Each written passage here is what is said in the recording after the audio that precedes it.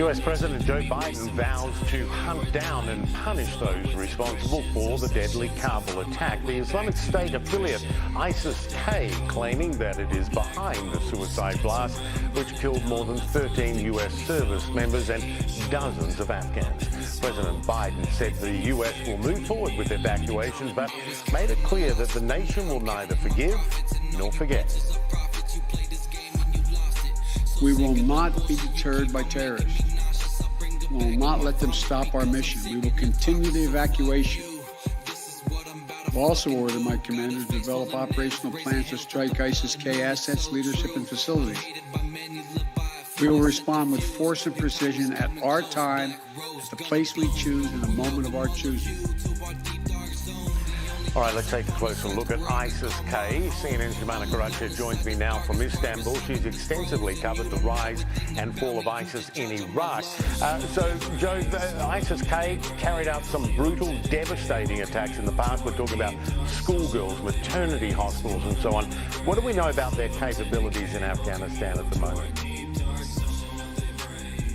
Well, Michael, I mean, they have been a threat, a major threat, according to U.S. officials in the country. They have been the target of military operations, counterterrorism operations in the country.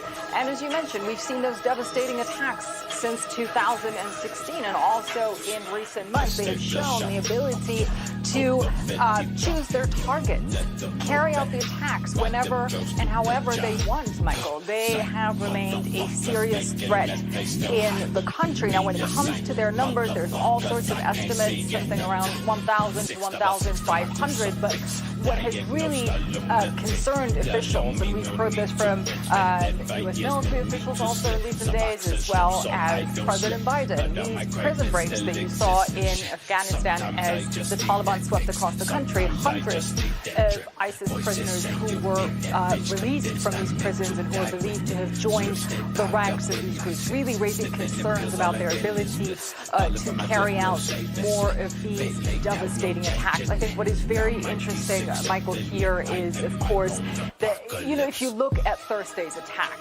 this was, again, what would be described as a complex, coordinated attack, but also a target of opportunity. You had these large crowds. You and I have covered these sort of bombings in the past. Different groups, whether it's ISIS or others, have carried out very similar attacks. It doesn't take much to inflict maximum damage, maximum casualties, the maximum horror that we saw unfold on Thursday by infiltrating these large crowds. I think one thing to keep an eye on, what U.S. officials might say in the coming hours, coming days, about their bomb-making abilities, what sort of forensics is going to come out of this investigation in terms of the explosive used, the device that was used.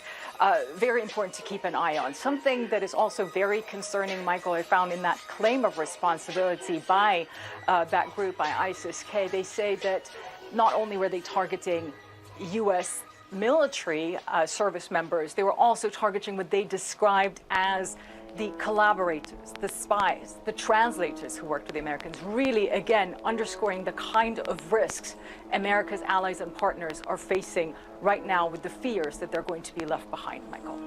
Yes, many most certainly will. Jumana Karachi, appreciate it. Thanks so much. Check it.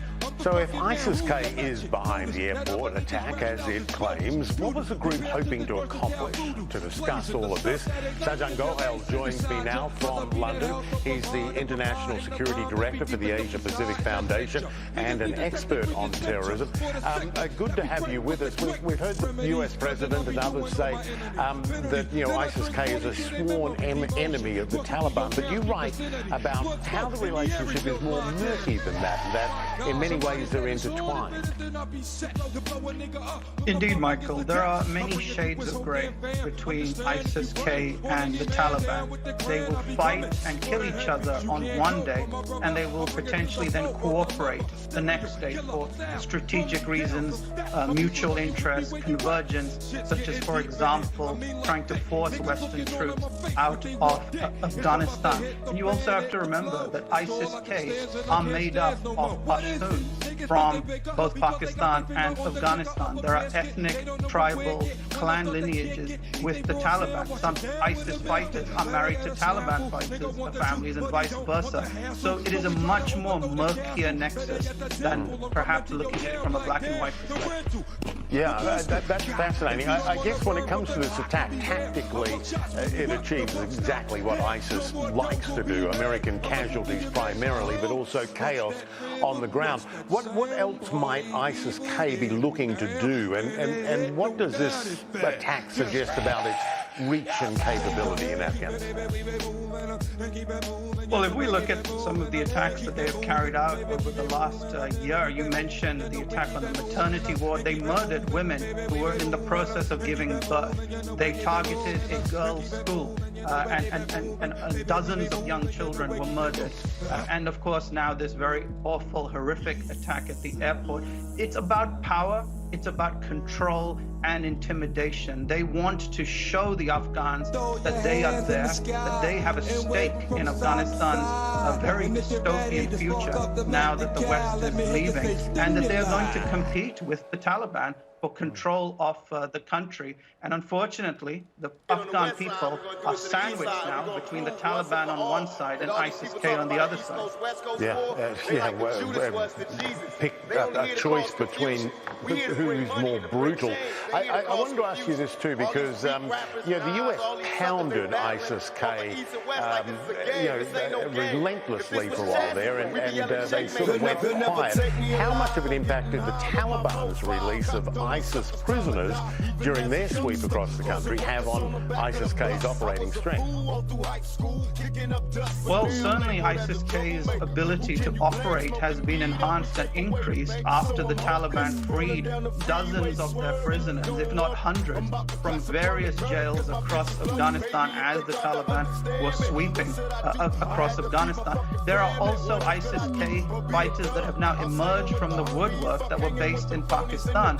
And therein lies another problem, is the fact that it wasn't just the Taliban that was lying low in Pakistan, but ISIS-K fighters too. And then questions still remain about Pakistan's role in all of this, because they haven't just aided and abetted the Taliban in the past, but possibly ISIS-K for their own strategic reasons, because they've had this aspect of strategic depth for Afghanistan. And again, the concern is that what role will Pakistan play in Afghanistan's future, especially vis-a-vis all these groups, when you've got Imran Khan's government wanting to try and get international recognition and legitimization for the Taliban. But how can one do that when they retain these odd ties with all these different terrorist groups who are murdering civilians? And also, you're looking at the death of 13 U.S. Marines who are trying to save lives in Afghanistan.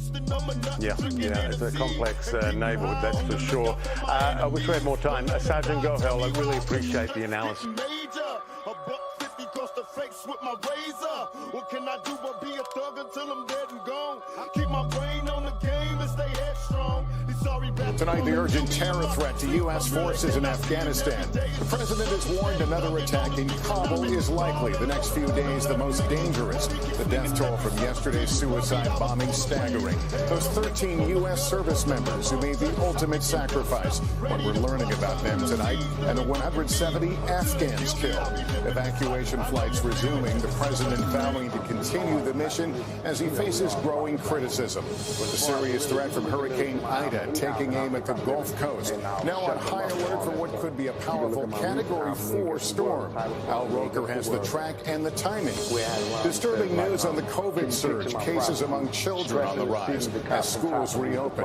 Plus, a Florida judge dealing a blow to the governor's ban on mask mandates and the growing demand for a promising COVID treatment. The Supreme Court ruling that could now put millions of Americans at risk of eviction. The stunning decision, Sirhan, a man convicted for assassinating Robert F. Kennedy, recommended for parole. But will he be released? And inspiring America, the Afghan-American pilot and the refugees he's helping right now.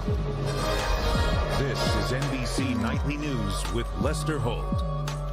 Good evening. Sworn enemies with a bitter 20-year legacy written in blood. Tonight, the United States and the Taliban facing a mutual threat. Anxiety high in Kabul amid what U.S. intelligence believes is a specific and credible threat. ISIS terrorists will strike again on the heels of yesterday's bombing attack outside the international airport that killed at least 13 U.S. troops and left well over 100 Afghans dead. Tonight, the American pullout from Afghanistan at a critical stage. The long war coming to a tortured, heartbreaking, and uncertain end. Richard Engel leads our coverage tonight. These are the United States security partners in Kabul. The Taliban protecting American forces at the airport their way, keeping Afghans from reaching the airport gate, extending the security perimeter.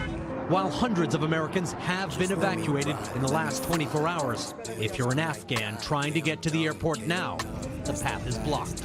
The U.S. military says it's coordinating security with the Taliban closely. It's more needed now than ever after yesterday's suicide bombing killed at least 13 American service members, most of them Marines, while they were doing pat-downs of evacuees. Among them, Navy Corpsman Maxton Soviak from Ohio, whose sister describes her baby brother as beautiful, intelligent, beats to the sound of his own drum. 20-year-old Marine David Lee Espinosa, born in Texas, the mayor of his hometown today calling him a fallen hero.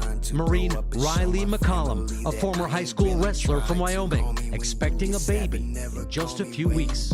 Lance Corporal Kareem Nikui and Corporal Hunter Lopez, both from Southern California, and Lance Corporal Jared Schmitz, a Marine from Missouri. More than 150 Afghans were killed. At Kabul's main hospital today, the butcher's bill of some of the dead and nearly 200 injured is posted outside. Coffins arrived in a steady stream.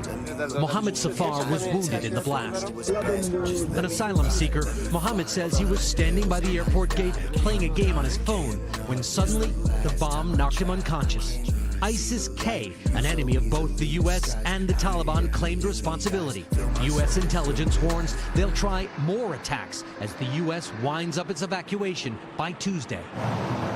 We were at Kabul airport yesterday, just hours before the blast, filming Afghans who, now that the gates are effectively shut, were among the last to make it in.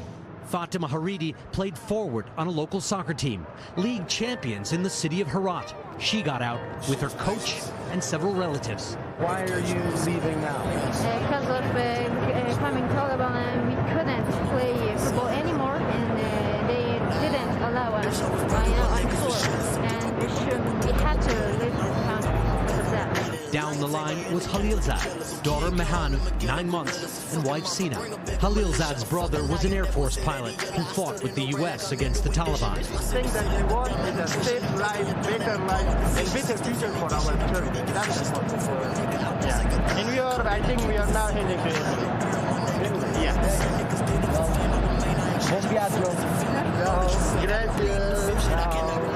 We saw foreign troops hacks on, boarding planes with the Afghans. Sign the end is near. Foreign forces brought in to protect the evacuation, now evacuating themselves. Richard, for Afghans who want to get out, how will they do that once the Americans leave? They're going to have to wait until the civilian airport opens, and that should open after the evacuation is complete. And the Taliban again today said that people who have visas will be free to leave the country. All right, Richard Engel, thank you. Let's drill down on that urgent new warning President Biden was given today that another terror attack is likely. It came as he defended his withdrawal strategy amid withering criticism. Peter Alexander is at the White House. Tonight, just 24 hours after the deadliest assault on American troops in more than a decade, President Biden's national security team today giving him the dire warning. Another terror attack in Kabul is likely, but saying they're taking steps to protect U.S. troops there. The president was told the next few days of this mission will be the most dangerous period to date. Today, meeting with the Israeli Prime Minister, President Biden again mourning the lives lost, but standing by his operation. The mission there they perform is dangerous and is now come with a significant loss of American personnel. It's a worthy mission. Now, after Thursday's deadly attack, the administration's execution of that mission, already under withering criticism, is sparking new backlash, including over its reliance on the Taliban to provide security for U.S. troops at the airport. If we're trusting them to screen people and get to the airport, how did that suicide bomber get through the Taliban screening point? We need to hold the Taliban accountable for it as well. Marine Kareem Nakui was among those killed in the Kabul attack.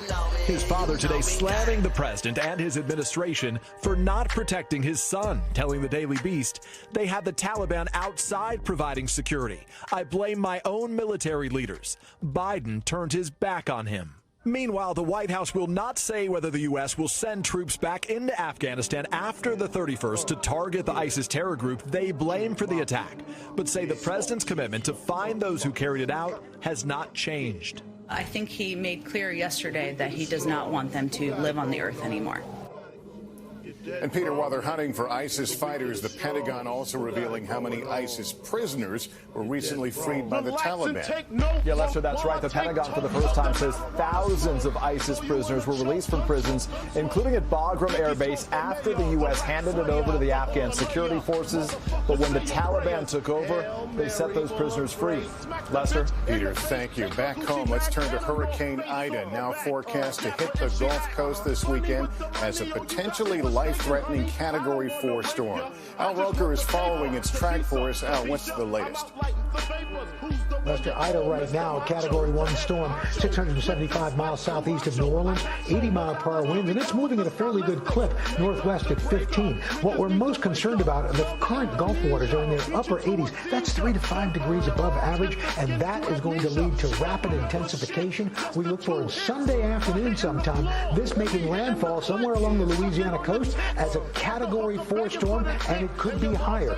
Anywhere from Lake Charles, New Orleans, Mobile, Panama City, all going to be feeling its effects. We have storm surge forecast of 10 to 15 feet in central Louisiana coastline. We're looking for wind gusts of up to 75 miles per hour and rainfall amounts, isolated amounts. Lester, could get up to 20 inches of rain. I'm heading down to New Orleans. We're going to be covering this all weekend long. This Lester? could be an ugly one. Stay safe, Al. Thank you. And a state of emergency already in effect tonight in Louisiana, where people are bracing for Ida.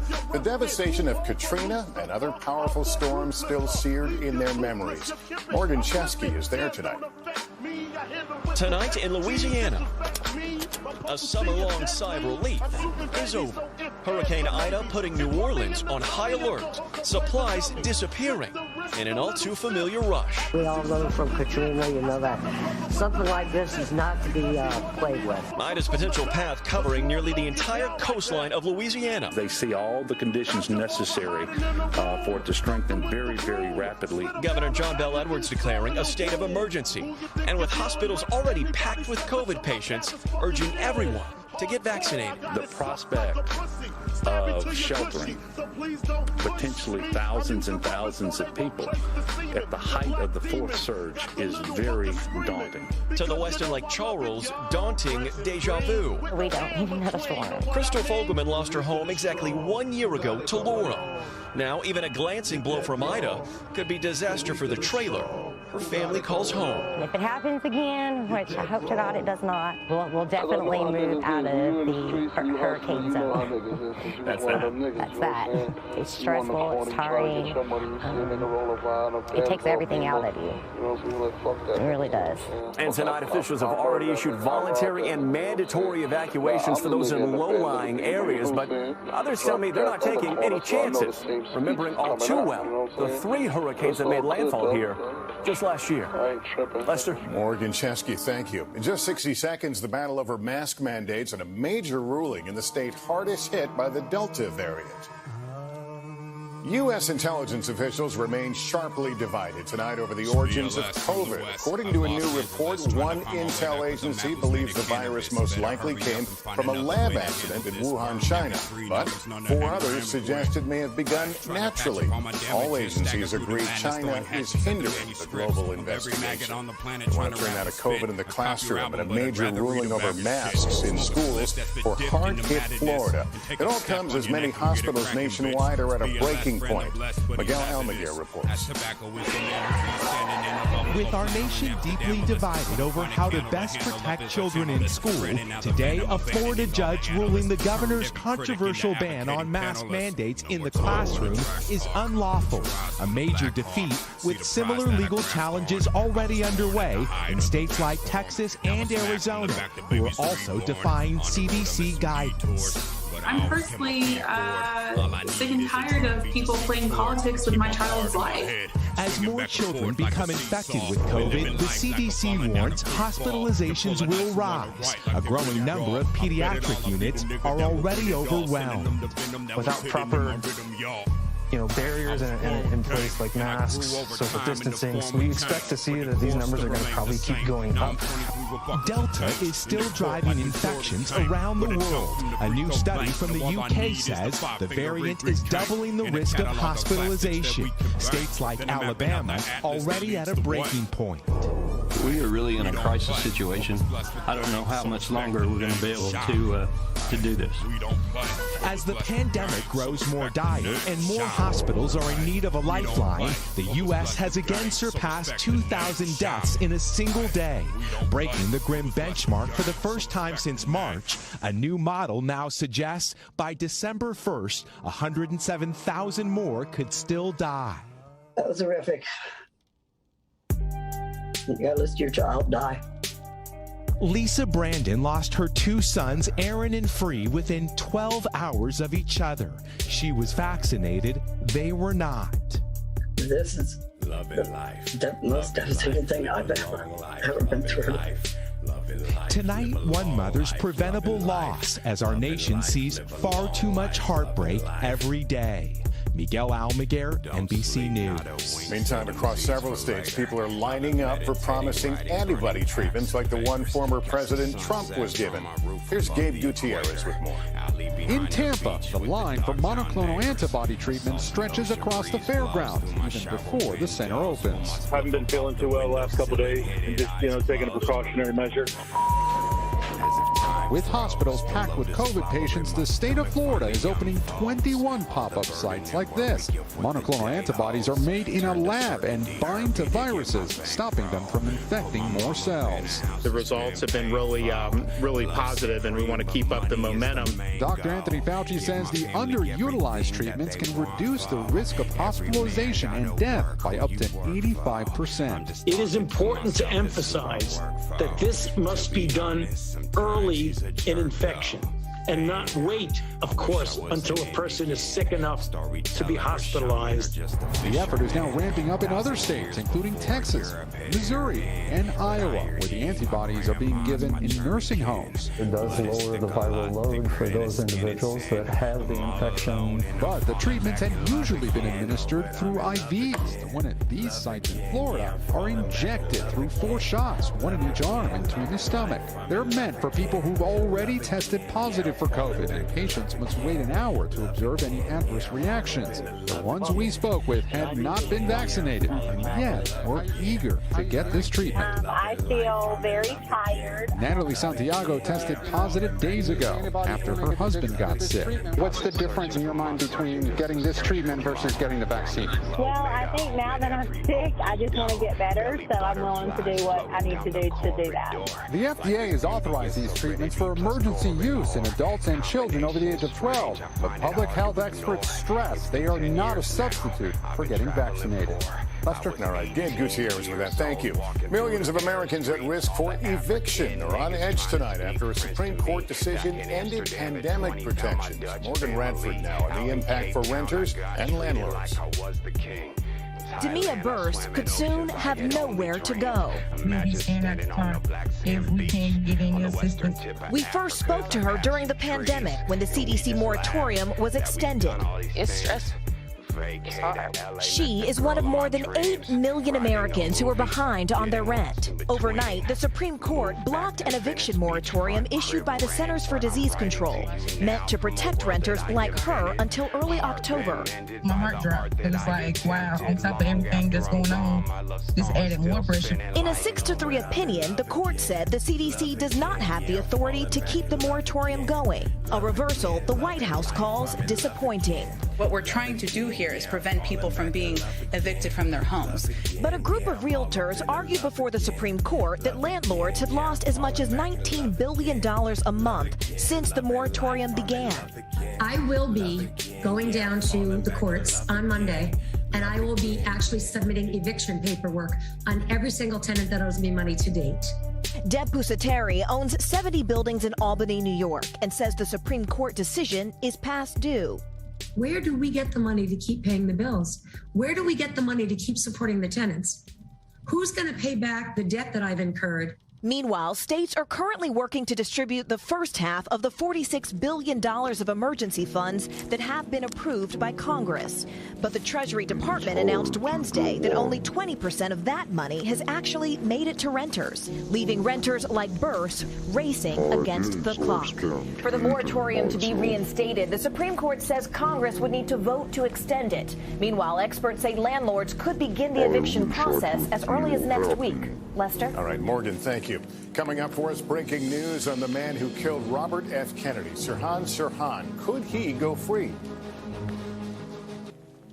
We're back with breaking developments about the man who killed Robert F. Kennedy. Sirhan Sirhan was recommended for parole late today after more than 5 decades in prison. Our Stephanie Gosk has late details. 53 years ago, moments after Robert F. Kennedy won the California primary, Sirhan Sirhan fatally shot him in LA's Ambassador Hotel. Today, in a stunning decision, the parole board recommended the gunman be released from prison, something few had predicted. How surprised would you be if the parole board lets Sirhan Sirhan out on parole? I would be astonished. The parole hearing, Sirhan's 16th, drew scrutiny because for the first time ever, no prosecutor from LA County attended. DA George Gascon's office saying in a statement, the role of a prosecutor ends at sentencing, adding if someone is the same person that committed an atrocious crime, that person will correctly not be found suitable for release. On the one hand, it's surprising because Sirhan Sirhan is such a notorious criminal. But on the other hand, there has been a trend away from locking up criminals and throwing away the key. As the recently elected Gascon told Lester in May, he hopes to be transformative in his new role. My priorities are really how do we reimagine the way that we bring security and safety and public health to our community. Critics worry the prosecutor's absence from Sirhan's parole hearing could open the door to letting a dangerous criminal who changed the course of U.S. history back on the streets. Sirhan is not out yet. There will be a 90-day review before the decision lands on the governor's desk, when RFK's killer could become a free man. Stephanie Gosk, NBC News. Up next for us tonight, the Afghan-American pilot who's inspiring America. Finally, I'd like you to hear the story of inspiration from an American seeing himself at scenes of desperation in Afghanistan and decided to help. Here's Andrea Mitchell. They often arrive with just the clothes on their backs, weary from their hazardous journey. Families with frightened children starting over in a foreign land. Watching the news, we awaken childhood memories for Zach Kogiani of feeling lost, displaced as a refugee to the U.S. from Kabul. You were 9 years old when you left as a refugee. Did all this bring it back to you? It all came rushing back, especially the scenes of the people hanging on to that C-17 as it was taxiing out. A pilot for United, he volunteered for flights from Ramstein to Dulles as a translator on the crew to reassure frightened passengers. I knew what was going through their minds. I knew what they had left behind. I knew what they had endured. A sense of relief overcame them that they knew this was actually really happening and they were flying to safety. You define yourself as a son of Afghanistan. What does that mean?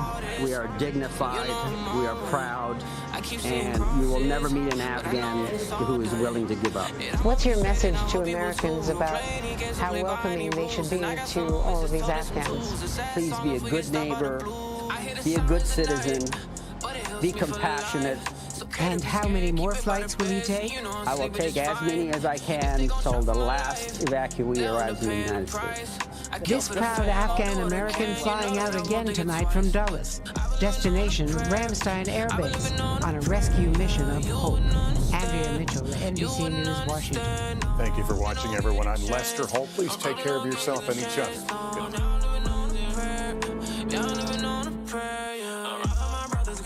Thanks for watching our YouTube channel. Follow today's top stories and breaking news by downloading the NBC News app.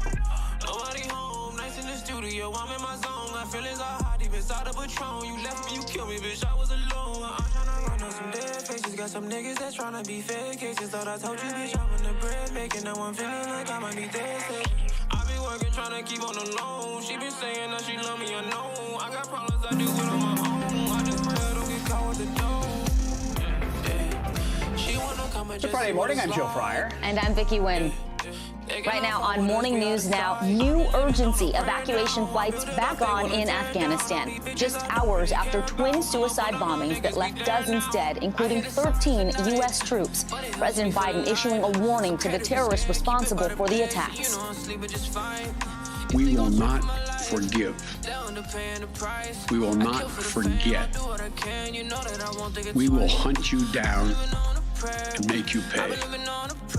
The latest on the fallout as thousands struggle to flee with the deadline to withdraw now just 4 days away.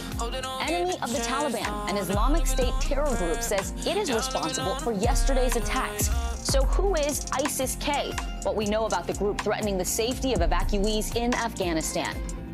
In his own words, the police lieutenant who shot and killed a woman during the Capitol Hill riot is now out of hiding and sharing his side of the story. His exclusive interview with NBC's own Lester Holt, and why he says his actions helped save countless lives.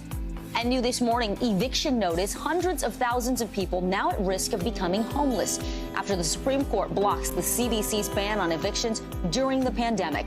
Plus, parents going head-to-head over whether their kids should mask up in the classroom. We'll take you to one school district where the debate has taken center stage. We begin this morning, though, with breaking news out of Afghanistan, where evacuations are frantically resuming following yesterday's deadly twin suicide attacks outside Kabul airport. Yeah, the initial blast came at the airport's Abbey Gate and was soon followed by another explosion nearby at the Baron Hotel. ISIS is claiming responsibility for the attacks, believed to have been conducted by an affiliate in Afghanistan known as ISIS-K. The attack came hours after the U.S. and other allies warned of an imminent terror threat. 95 civilians were killed, according to the Associated Press, and more than 140 injured. Pentagon says 13 U.S. service members have also lost their lives in what was the deadliest day for U.S. troops in Afghanistan since 2011. President Biden vowed to retaliate with force. To those who carried out this attack, as well as anyone who wishes America harm, know this: we will not forgive. We will not forget. We will hunt you down and make you pay.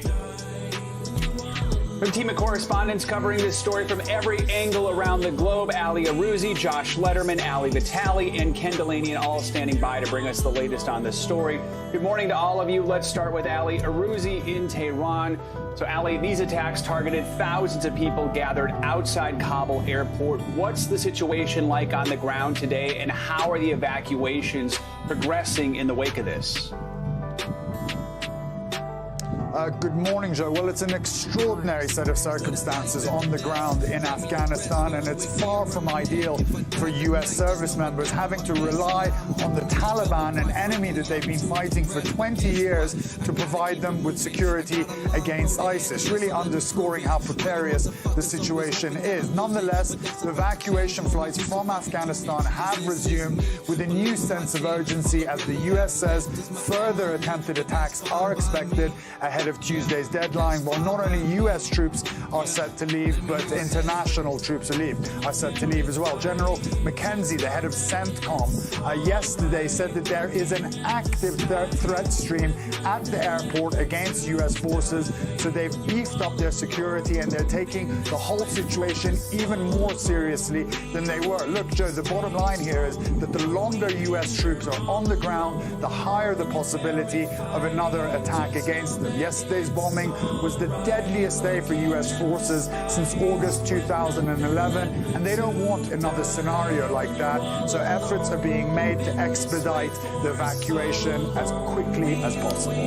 Ali, we know ISIS is claiming responsibility for the explosions. How is the Taliban reacting to that? Is there any indication they will investigate? Well, they said that they will. I mean, let's not lose sight of the fact, Joe, that even though the Taliban and ISIS are very fundamental groups that have a very strict interpretation of Sharia law, they're also arch enemies. They've had running battles in Afghanistan since 2015, trying to get the upper hand on one another. And the Taliban don't want them there right now. The Taliban's main objective is to get U.S. troops out of Afghanistan so they can govern the country the way they want to. So they've said that they want to investigate. They say they want to find the culprits. There's certainly been reports that some of the ISIS people that were in those prisons the doors were flung open to were dealt with quite harshly by the Taliban. So they're definitely not going to want these guys to be around. But we've seen it's easy for the Taliban to take somewhere over, not so easy for them to govern, as we've seen with the chaos over the last 2 weeks around there. And Ali, quickly, you touched on this, but could this be just the start of these types of attacks? What's the likelihood of more? Well, that's the big fear, Joe, that this is only the tip of the iceberg, that people like ISIS-K, who are so violent, are going to use this opportunity of chaos in Afghanistan to strike American forces, American civilians, as much as they can before they leave there. General McKenzie warned that this may happen again. He also said that this is the MO of groups like ISIS to conduct wave after wave of attacks. So people are bracing themselves again for the worst possible situation till Tuesday or beyond, when everybody gets out of there. All right, Ali Arouzi. Ali, thanks for your reporting. Appreciate it. Let's bring in Josh Letterman and Ali Vitali now for more reaction from Washington. And Josh, I want to start with you. As we heard earlier, the president vowing to hit back at those responsible for these suicide attacks. What else is he saying, and is there confidence the administration has some level of control over this situation? Well, the White House called yesterday the worst day of President Biden's young presidency, and I can tell you from here at the White House, it certainly had that feeling throughout the day and even heading into today. The president, in those solemn remarks yesterday, tried to display the kind of empathy that he's well known for, but that frankly a lot of his critics had said had been lacking over the last couple of weeks, given the situation facing all of these Afghan allies and Americans trying to get out of Afghanistan as the president and the U.S. military approached this deadline. We heard the president put the deaths of these U.S. service members yesterday in the context of the loss of his own son, Beau Biden, who had served in the U.S. military in Iraq before later dying of brain cancer. President Biden talking directly to the families of the troops who died yesterday, saying it feels like a black hole in your chest that you're being sucked into. But the president also said this about the ISIS terrorists who carried out the attack. These ISIS terrorists will not win. We will rescue the Americans. We will get our Afghan allies. And our mission will go on. America will not be intimidated. And I have the utmost confidence in our brave service members who continue to execute this mission with courage and honor.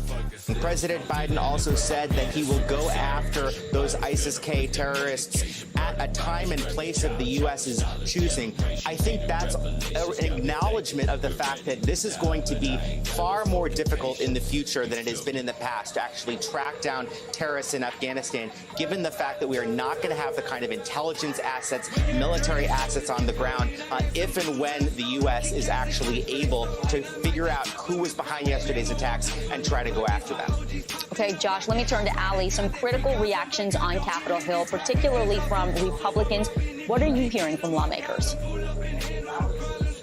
Yeah, Vicky, it was a day of somber reactions and high tensions because you have to remember that for many of these lawmakers, they have constituents who have ties in some way to the region. They have been hearing from people in their local offices asking for help. How can they get people out? How can they help expedite this process? And then for some, it's even a layer deeper. Some of these lawmakers, veterans themselves, who've served in this very region that we are all talking about, some of them including Congressman Brian Mast, who lost both legs during his service in Afghanistan. His tweet yesterday saying, "It's hard to describe the rage I have towards those who chose to kill my brothers and President Biden who enabled them." On the other side of the aisle, Congressman Jason Crow, his interviews yesterday focusing on, as they have been, the importance of this evacuation, getting it done as quickly as possible, but also staying until it's finished. Of course, that's the conversation that's been happening around that August 31st deadline. But Crow also talking about the friends of his who he has that are working at these gates where the evacuations are happening. Again, just hammering home how personal this is. It's not just a foreign policy question. It's deeply personal for a lot of these lawmakers. Now, Speaker Pelosi and Leader Schumer on the Democratic side both have been briefed by the Pentagon Secretary. They said as much yesterday. And on the Hill, just as at the White House, we're going to see flags lowered to half-staff in honor of these fallen service members. Yeah, you're right. It is deeply personal for people on both sides of the aisle. Josh, so the U.S. and other allies warned of a possible attack only hours before it actually happened. So are officials expecting more in the coming days? I think that's always been a concern. And how are they actually trying to mitigate the risk and get everyone out? Well, unfortunately, they are. They say that this threat remains very active, even following the attack we saw yesterday. And in the last 72 hours or so that the Biden administration will still be doing this evacuation, they are absolutely bracing for the possibility of additional attacks, with General McKenzie, who runs U.S. Central Command, calling the threat from ISIS extremely real. But here's the thing. They're also reliant at this point on the Taliban to run that security for that perimeter around the airport where the U.S. is operating. There was clearly a breakdown there where the Taliban, as they do their initial screening, was not able to catch these folks who were able to make it through. And now we know the U.S. military is trying to figure out how they can beef up the system they have there, their own internal security within that perimeter to make sure, or at least try to prevent anything like this from happening in the final hours we're in Afghanistan. Still a lot of danger ahead. Josh and Ali, thank you so much for your reporting out of D.C. this morning.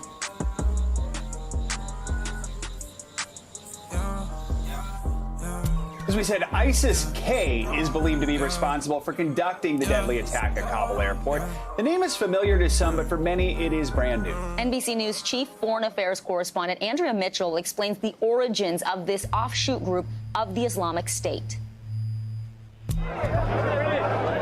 U.S. officials have been warning for days about the threat from ISIS-K, culminating in a red alert last night for Americans to stay away from the airport gates. A warning that proved all too true today. What is ISIS-K? An offshoot in Afghanistan of the Islamic State that originated in Iraq, created 6 years ago in Pakistan, an avowed enemy of the U.S. and rival to the Taliban. ISIS is extremely real. We've been talking about this for several days. We saw it actually manifest itself here in the last few hours. Thousands of hardcore Islamic State commanders were released from jails across Afghanistan by the Taliban in recent weeks, since the Taliban takeover easily melding into the teeming masses in Kabul. Only yesterday, the Secretary of State warned it was a high-risk threat. We're operating in a hostile environment in a city and country now controlled by the Taliban, with the very real possibility of an ISIS-K attack. And ISIS-K isn't the only terror threat. The Taliban has named the leader of its most radical branch, the Haqqani Network, to be in charge of security in Kabul. Khalil Haqqani, a $5 million U.S. bounty on his head. brazenly showing up at Friday prayers in Kabul last week. And the Haqqanis have strong ties to al-Qaeda, also in the mix. What's clear is that the Taliban either couldn't defend against today's bombings or won't. Now the question is, how will the president deliver the forceful response he's promised after the U.S. withdraws? Vicki and Joe. All right, thank you, Andrea. And as you just mentioned, the Taliban is now coming under fresh scrutiny in the wake of these attacks. The group's new self-proclaimed head of security is wanted by the U.S. NBC News national security correspondent Ken Delanian joins us now. So, Ken, what more can you tell us about who this man is and how he became the Taliban's head of security? Good morning, Joe. As you heard Andrea report there, his name is Khalil Haqqani, and he is the brother of the founder of the Haqqani Network. And that's a virulent group in Afghanistan. It's sort of like an organized crime family responsible for kidnapping many Americans held for ransom and for the deaths of Americans and many, many Afghans.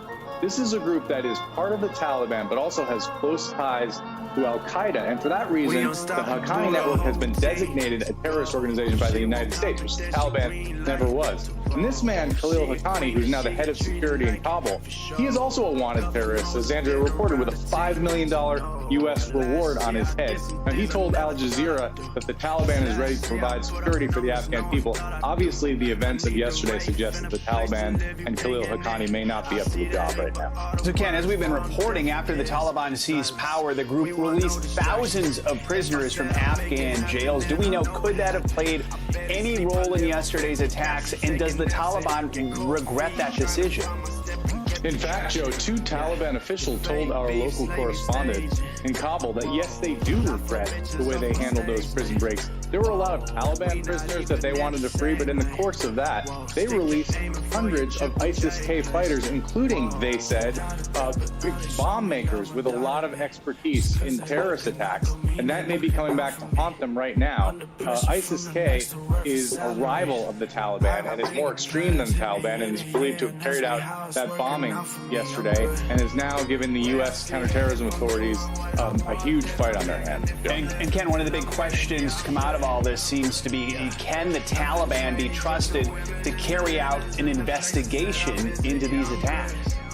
Well, I think the answer is no, but thankfully the United States government is not relying on the Taliban to do that. There are indications that U.S. intelligence officials already know who some of the people are who carried out those attacks, and they are planning to target them. But, Joe, it's going to be a lot more difficult to do counterterrorism strikes in Afghanistan with no embassy and no military footprint. Most of the CIA officers who are on the ground there have left, and many of our intelligence capabilities are gone. We still have some, and we still have some capability to do what they call standoff strikes, but there are going to be drones flying from far away in the Persian Gulf, which means less time over target, a lot of challenges ahead, Joe. Such an important point moving forward. Ken, thanks for your reporting. Appreciate it. You bet. Despite the deadly attacks in Kabul, Allied forces are still evacuating people at a breakneck pace. Now, the White House says more than 12,000 people were flown out of the airport in the past 24 hours, even after the suicide bombings and shooting. I want to bring in Matt Bradley now, NBC News foreign correspondent. He is at Ramstein Air Base in Germany, and also Clint Watts, NBC News national security analyst. He's also a distinguished research fellow at the Foreign Policy Research Institute. Matt, you're at the American base that has the largest population outside of the U.S. How are military personnel there handling the thousands of evacuees coming in from Kabul? Well, now, as of today or as of last night, they're completely overwhelmed. They've really ramped up their efforts.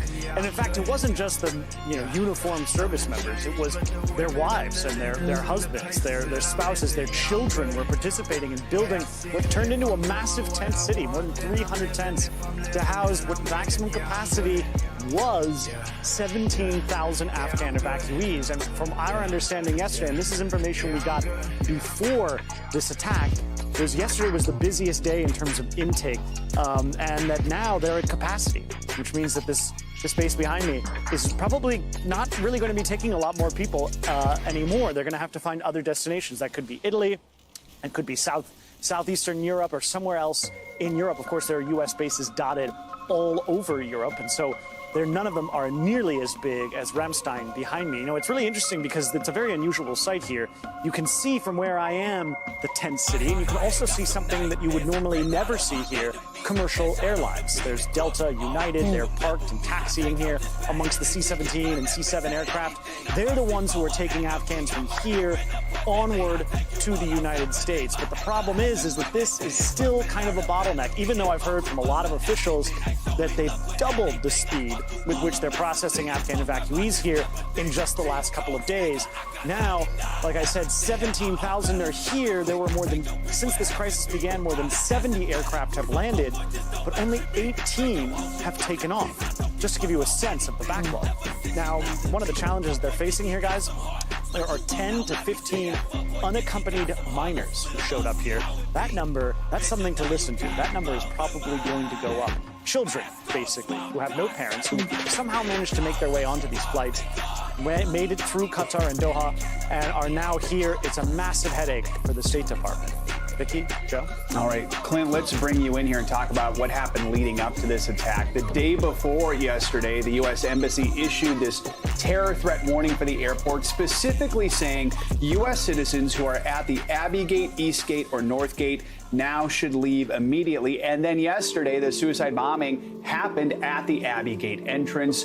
How did U.S. intelligence so really precisely predict that location and what was going to happen? My assumption is that they have not completely lost all of their intelligence sources, and this is probably a human intelligence tip that came in. Also, remember, we have lots of allied partners. There's several countries on the ground, the UK in particular.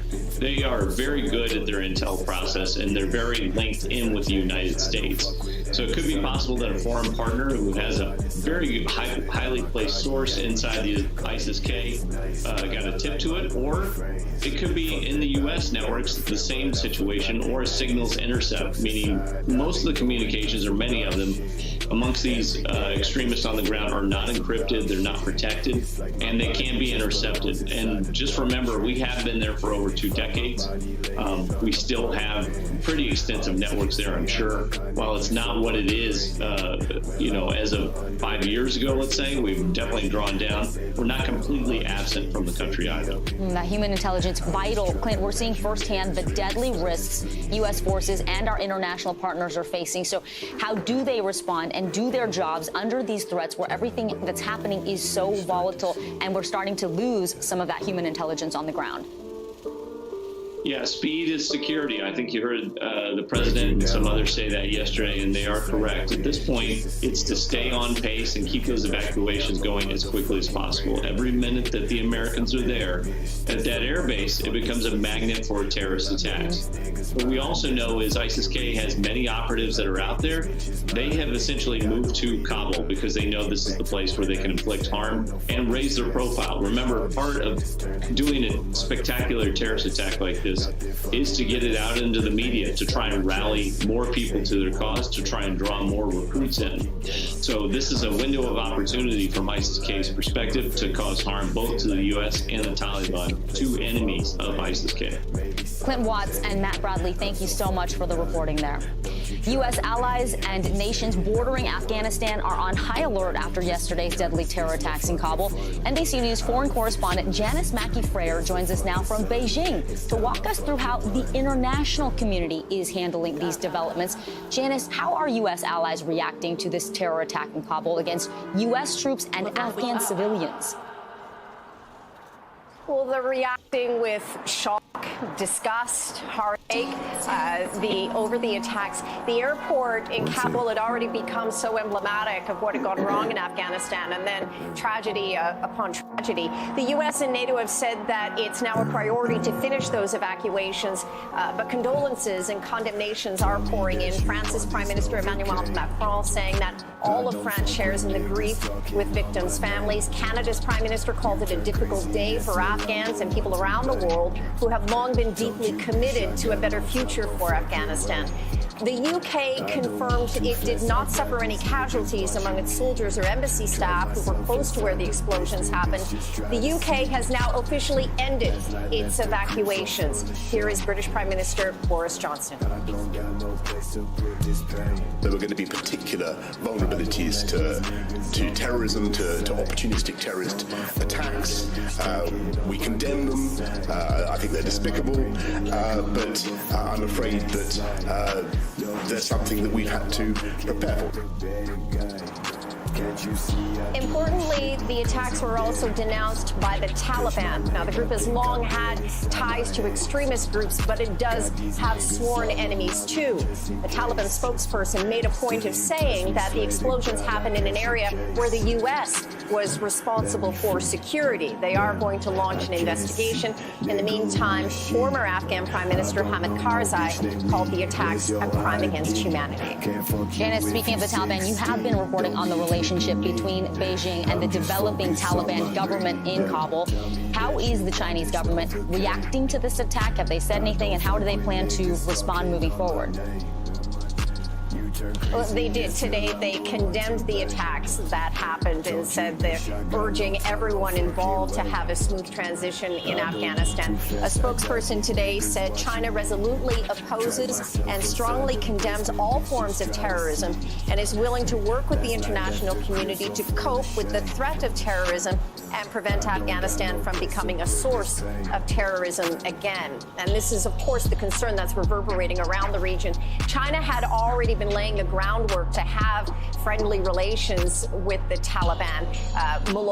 Baradar was here for talks last month and gave security assurances to Chinese officials that it would not allow its fighters to use Afghan territory as a base to launch attacks inside of China. Beijing is fearful of extremism, particularly in the western part of the country in Xinjiang. It has used the threat of terrorism as justification for a crackdown on Uyghurs and other minorities and detention centers that held up to a million people.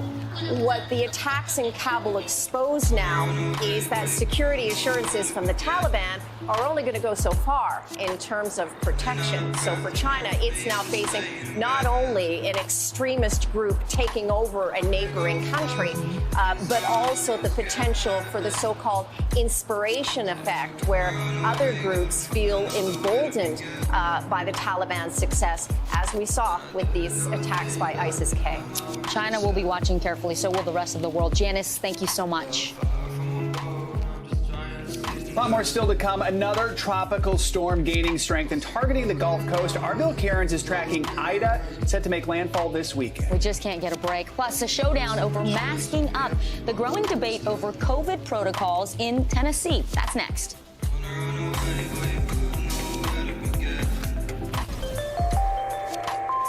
Louisiana is now under a state of emergency. Tropical storm Ida posing a serious threat this weekend to the state's coastline. Bill Cairns has been very busy lately. Good morning. What can you tell us about this storm, Bill?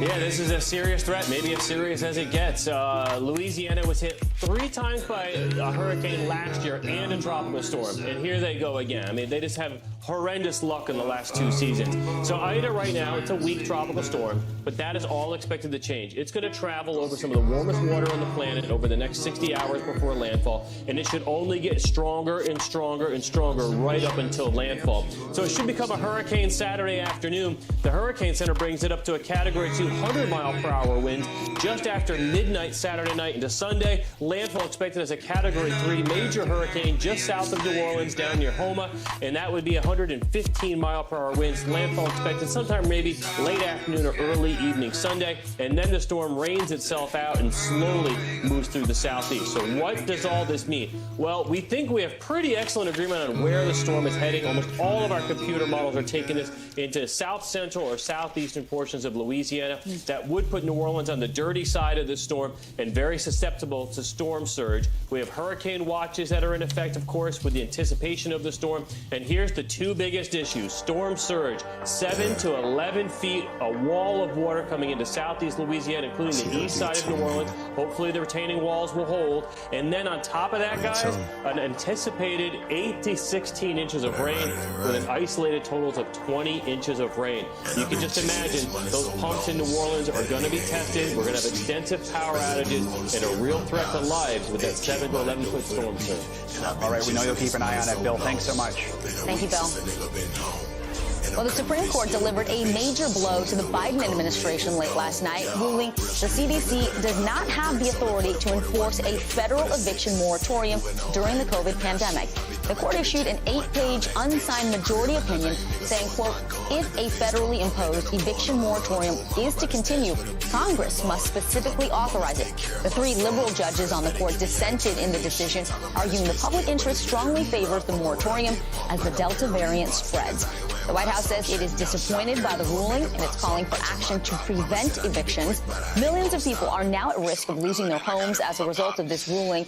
And at the same time, just 11% of the funds allocated by the government to help renters has actually been distributed.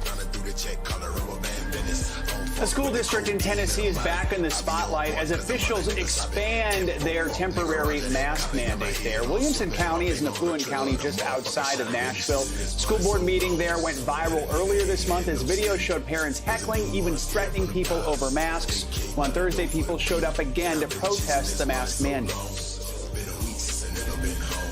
Masks do not stop the spread of this virus. It only stops the spread of friendship and learning and communication that is effective. Walking around in Tennessee, I've seen people with masks on. No offense, but I question, if you believe in the gospel, I question your faith. And if you don't believe in the gospel, I question your intelligence and your instinct. Your job as school board members is to manage education only. Parents are responsible for children's health. Parents' rights have been violated. All right, NBC News Now correspondent Dasha Burns was there last night. This morning, she's outside Fairview Middle School. So, Dasha, Williamson County School Board voted to include middle and high schools in the mandate now. It was already in place for the elementary schools there. Tell us what happened at the meeting yesterday and what you're hearing from school officials about this debate. Yeah, Joe, the sound you just played there was a pretty good representation of what we heard last night. I think we've all watched as school board meetings have become the latest venue for culture wars, for political division, and last night was no exception to that. Security was out in full force because of what happened the last time, what we all saw in those viral videos. They did keep the situation under control, but I'll tell you, the tension in that room was extremely high. The majority of people there against masks, the few people that were for them were derided and booed after they spoke. A lot of anger at school board members, at the superintendent.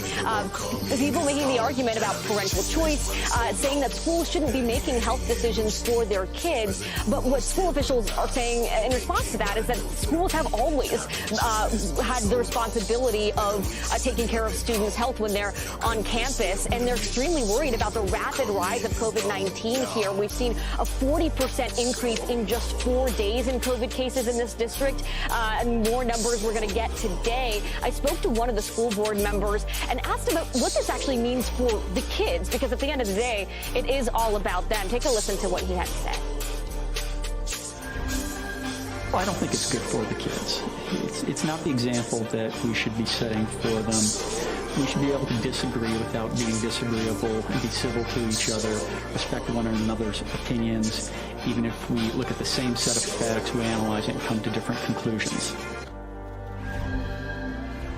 And Joe, Fairview Middle School actually had to shut down earlier this month because they simply did not have enough staff, and school officials are worried that that's going to happen to more schools. They think it's going to get worse before it gets better here, Joe. Dasha, you also spoke with a doctor last night who showed up to support the mask mandate. Describe what happened during your conversation. Yeah, we were talking to folks as they were waiting in line to get into the building before the event. We spoke to a local doctor here, and during our interview, which was only 5 minutes or so, we were interrupted multiple times by folks who derided the doctor, questioned her medical expertise. I want you to see just a small moment there. Take a listen. What do you mean by medical tyranny?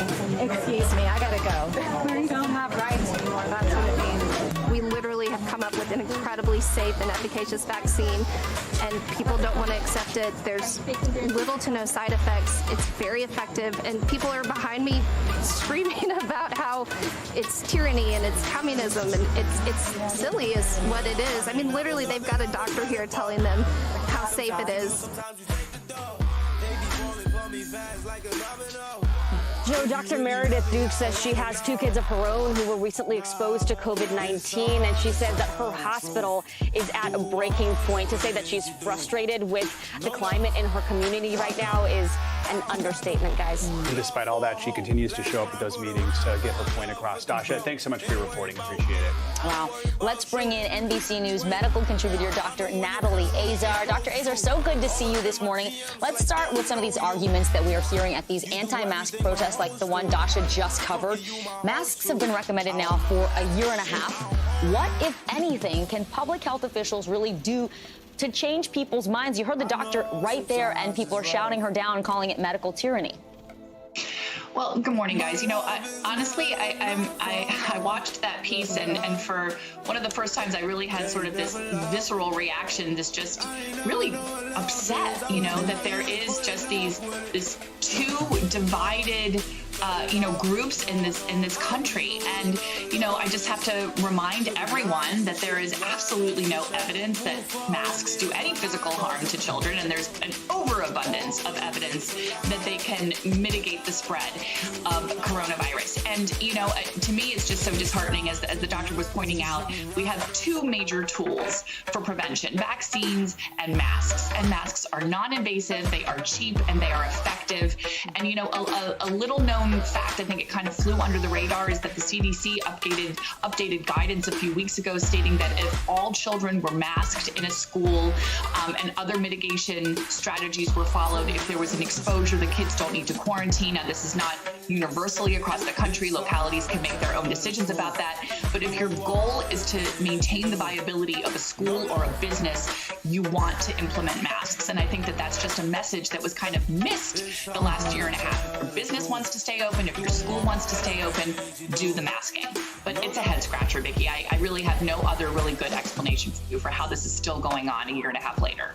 Doctor, we have some more misinformation to report for you. Our colleagues, Ben Collins and Brandy Zadrozny, have done some phenomenal reporting on a new telemedicine website that they say was founded by a woman who stormed the Capitol on January 6th. They found that anti-vaccination groups on Facebook and Reddit have been directing people to that site for false COVID cures like ivermectin. For those who may not remember, that's the animal dewormer that the CDC has been warning people against. So yeah, it was an absolutely excellent report, very, very thorough, and I would encourage anyone who's interested in learning about this or has questions about ivermectin to please read it. You know, I think that the piece highlighted 2 major phenomena that have happened during this pandemic, and one is really the terrifying proliferation and amplification of misinformation and disinformation on social media websites, Facebook, Reddit, things like that. And secondly, and very, very importantly, it highlights what we've seen now, and that is medicine and science in the pandemic era, where you're taking, unfortunately, in many cases, poor quality studies that haven't been, peer-reviewed, that are being reported out to the public, and people are making their own, interpreting them and actually, I can't even talk this morning, and doing things with this information that is unfortunately, hasn't been validated and hasn't been substantiated by the scientific community. And I think that that's a very, very, very dangerous mix. And with ivermectin in particular, poison control centers have seen, 5 times the number number of calls as opposed to pre-pandemic eras. Retail pharmacies have dispensed thousands upon thousands of prescriptions for this medicine that, yes, in humans at small doses is used as an anti-parasite, and as you mentioned, a dewormer for livestock. It has absolutely no benefit in COVID-19. It's being studied, but currently there is no gold standard randomized control trial that shows that it has any benefit and can definitely do harm. And that is what people need to consider, is where they're getting their information, hopefully from diverse sources. Dr. Azar, thank you so much. All right, coming up, junk food lovers, this one's for you. Yeah, Flamin' Hot Cheetos and Mountain Dew are coming together for a spicy, sweet, and yes, strange combination. How you can get your hands on this limited time? Oh, it's a drink. Oh, yeah, that's it's next a drink. morning. No orange fingers, Joe. If you're one of the lucky ones who has tickets to see Harry Styles in concert, better make sure you're prepared, because there are some new rules that are a sign of the times. Get it? On Wednesday, Team Styles announced that fans with tickets to the upcoming Love On tour must wear masks. Also, you'll have to provide either proof of vaccination or proof of a negative COVID test within 48 hours prior to entering the arena. The newly minted Grammy winner is the latest musician to have mask and vaccination requirements for their concerts. With the spread of the highly contagious Delta variant, other artists like BTS and Stevie Nicks have scrapped their tour dates altogether for now. Styles' tour kicks off on September 4th in Nevada and ends in November in California. So, well, look, Joe, don't you think that's sort of a solution? Look, would you rather have no Harry Styles or wear a mask and see Harry Styles? Exactly. I mean, there's a lot of functions right now that are saying, hey, we're going to try and push forward with this thing, whether it's a concert, whether it's conferences, but we're going to have vaccines, and we're going to have masks, too, just to play it safe. Dr. Ashish Jha, who was out there yesterday talking about the Sturgis motorcycle rally and saying, look, we can have large gatherings, but if you have vaccination, proof of vaccination, masking, distancing, if you can keep it outside, those are the safest ways to do these things. Absolutely. All right, Joe, thank you. Well, in our ever-changing virtual world, in some places, you can now order a taxi that will pick you up without a driver. And how about this? You can log on to a video conference meeting and get all the details without even being at your computer. What does that mean? We're going to show you in this week's edition of Good to Know.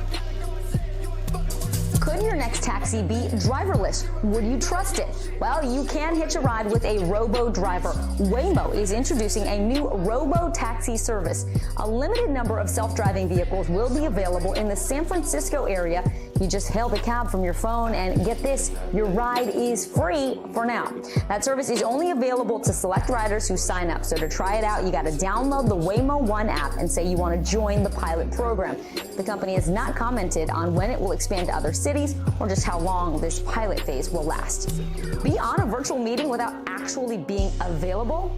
This sounds a little like cheating. A company called Otter AI is rolling out a feature that will automatically log you into virtual meetings even if you're not there.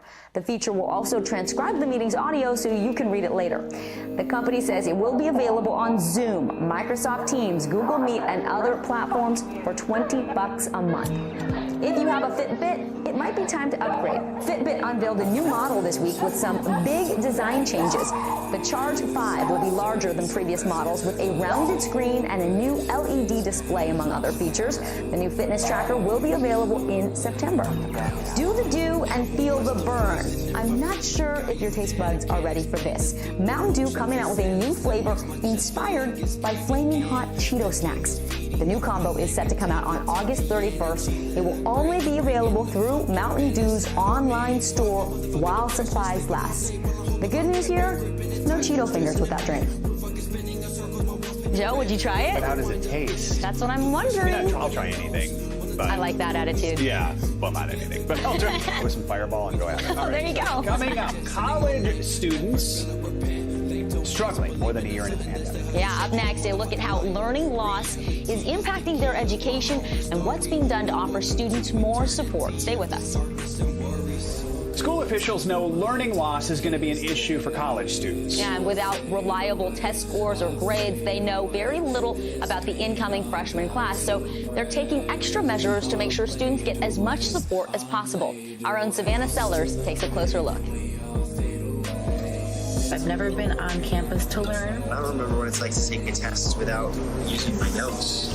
I am really not excited to go in person. After After more than a year of online learning, many students are returning to the physical classroom. I can definitely say that.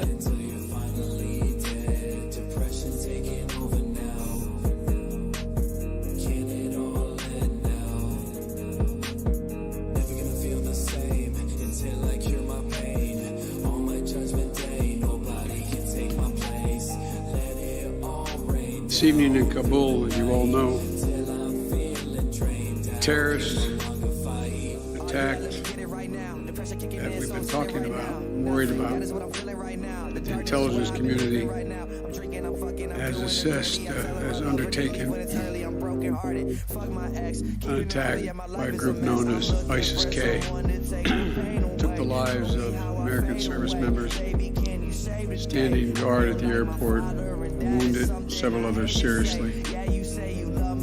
He had also wounded a number of civilians, and civilians were killed as well. I've been engaged all day, constant contact with military commanders here in Washington, the Pentagon, as well as in Afghanistan and Doha. And my commanders here in Washington in the field have been on this with great detail, and you've had a chance to speak to some so far. The situation on the ground is still evolving, and I'm constantly being updated. These American service members who gave their lives, it's an overused word, but it's totally appropriate here, were heroes. Heroes who've been engaged in a dangerous, selfless mission to save the lives of others. They're a part of an airlift, an evacuation effort unlike any seen in history, with more than 100,000 American citizens, American partners, Afghans who helped us, and others taken to safety in the last 11 days. Just in the last 12 hours or so, another 7,000 have gotten out. They're a part of the bravest, most capable, the most selfless military on the face of the earth. And they're part of simply what I call the backbone of America. They're the spine of America, the best the country has to offer. Jill and I, our hearts ache. I'm sure all of you do as well. For all those Afghan families who lost loved ones, including small children, or been wounded in this vicious attack. We're outraged as well as heartbroken. Being the father of an Army major who served for a year in Iraq, and before that was in Kosovo as a U.S. attorney for the better part of 6 months in the middle of a war. When he came home after a year in Iraq, he was diagnosed, like many coming home, with an aggressive and lethal cancer of the brain. We lost. We have some sense, like many of you do, what the families of these brave heroes are feeling today. Get this feeling like you're being sucked into a black hole in the middle of your chest. There's no way out. My heart aches for you. And I know this. We have a continuing obligation, a sacred obligation to all of you, families of those heroes. That obligation is not temporary, it lasts forever. The lives we lost today were lives given in the service of liberty, the service of security, the service of others, in the service of America. Like their fellow brothers and sisters in arms who died defending our vision and our values, the struggle against terrorism. With the fall on this day, they're part of a great and noble company of American heroes. To those who carried out this attack, as well as anyone who wishes America harm, know this. We will not forgive. We will not forget. We will hunt you down and make you pay. I will defend our interests and our people with every measure at my command. Over the past few weeks, I know many of you are probably tired of hearing me say it. We've been made aware by our intelligence community that the ISIS-K, an arch enemy, the Taliban, people who were freed when both those prisons were opened, has been planning a complex set of attacks on United States personnel and others. This is why, from the outset, I've repeatedly said this mission was extraordinarily dangerous, and on why I've been so determined to limit the duration of this mission. As General McKenzie said, this is why our mission was designed, this is the way it was designed to operate. Operate under severe stress and attack. We've known that from the beginning.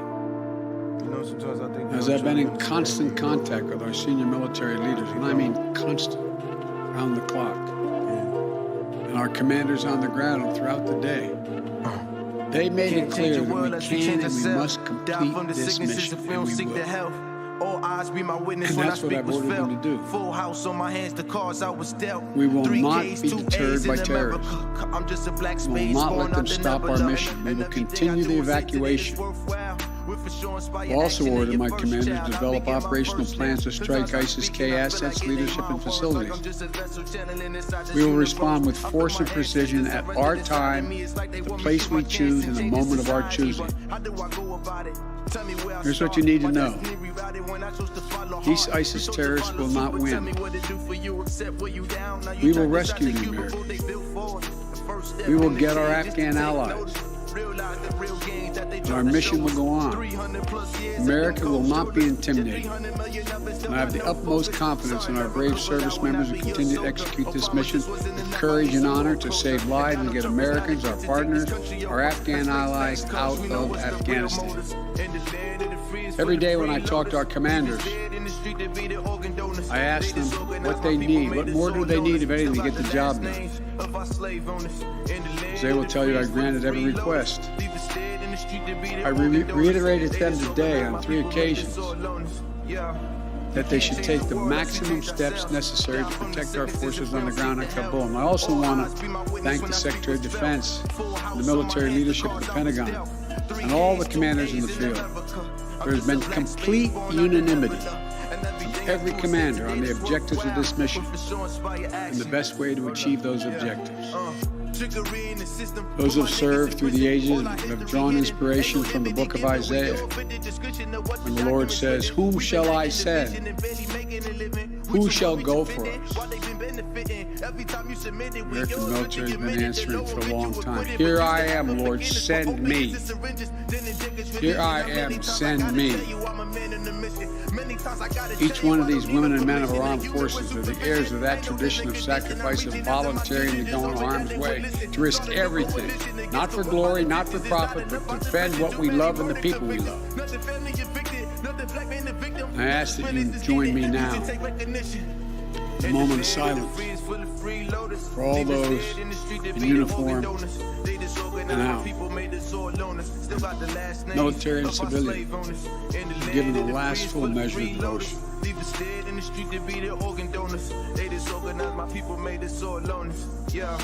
We can't change the world unless we change ourselves. Die from the sicknesses if we don't seek the help. All eyes be my witness when I speak was felt. Full house on my hands, the cards I was dealt. 3 Ks, 2 A's in America. I'm just a black space born out the nebula. Thank you. Everything I do is say the data's worthwhile. With assurance by your action of your first child. May God bless you all, and may God protect His troops and all those standing watch for America. We have so much to do within our capacity to do it. We just have to remain steadfast. Steadfast. We'll complete our mission, and we will continue after the troops have withdrawn. find means by which we can find any American who wishes to get out of Afghanistan. We will find them and we will get them out. Ladies and gentlemen, they gave me a list here. The first person I was instructed to call on was Kelly O'Donnell of NBC. You have said leaving Afghanistan is in the national interest of the United States. After today's attack, do you believe you will authorize additional forces to respond to that attack inside Afghanistan? And are you prepared to add additional forces to protect those Americans who remain on the ground carrying out the evacuation operation? I've instructed the military, whatever they need, if they need additional force, I will grant it. But the military, from the chairman of the Joint Chiefs, commanders in the field, have all contacted me one way or another, usually by letter, saying they subscribe to the mission as designed to get as many people out as we can within the time frame that is allotted. That is the best way they believe to get as many Americans out as possible and others. And with regard to finding, tracking down the ISIS leaders who ordered this, we have some reason to believe we know who they are, not certain, and we will find ways or choosing without large military operations to get them wherever they are. Trevor, Reuters. Thank you, Mr. President. There's been some criticism, even from people in your party, about the dependence on the Taliban to secure the perimeter of the airport. Do you feel like there was a mistake made in that regard? No, I don't. Look, I think General McKenzie handled this question very well. The fact is that we're in a situation, an inherited situation, particularly since, as we all know, that the Afghan military collapsed 11 days before, in 11 days, that it is in the interest of, as McKenzie said, in the interest of the Taliban,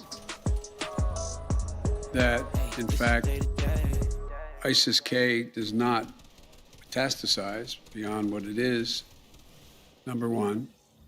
And number two, it's in their interest that we are able to leave on time, on target. And as a consequence of that, the major things we've asked them, moving back the perimeter, giving more space between the wall, stopping vehicles from coming through, etc., searching people coming through. It is not what you'd call a tightly commanded, regimented operation like the U.S. military is. But they're acting in their interest. Their interest. And so, by and large, I've asked the same question to the military on the ground, whether or not it's a useful exercise. No one trusts them. We're just counting on their self-interest to continue to generate their activities. It's in their self-interest that we leave when we say, and that we get as many people out as we can. Like I said, even in the midst of everything that happened today, over 7,000 people have gotten out, 5,000 Americans. So it's not a matter of trust, it's a matter of mutual self-interest. And there's no evidence thus far that I've been given consequence by any of our commanders in the field that there has been collusion between the Taliban and ISIS in carrying out what happened today, both in front of the hotel and what is expected to continue I'm prepared for the test, and I'm ready after 5 sets. Lift the whole bay with my biceps. Caution if you try to follow my steps. You a trip and fall, get exhausted and collapse. Most these haters carry germs. Thank you, Mr. President. I just can't fuck with everyone. My circle stays the same. Have spoken again powerfully about your own son and the weight of these decisions. With that in mind, and also what you said, that the longer we stay, the more likelihood that there would be a major attack. How do you weigh staying even one more day, considering what's Because I think what America says matters. What we say we're going to do in the context in which we say we're going to do it, we do it. Unless something exceptional changes. There are additional American citizens, there are additional green card holders, there are additional personnel of our allies, additional SIV card holders, there are additional Afghans that have helped us, and there are additional groups of individuals that have contacted us, from women's groups to NGOs and others, who have expressly indicated they want to get out and have gathered in certain circumstances in groups, on buses and other means.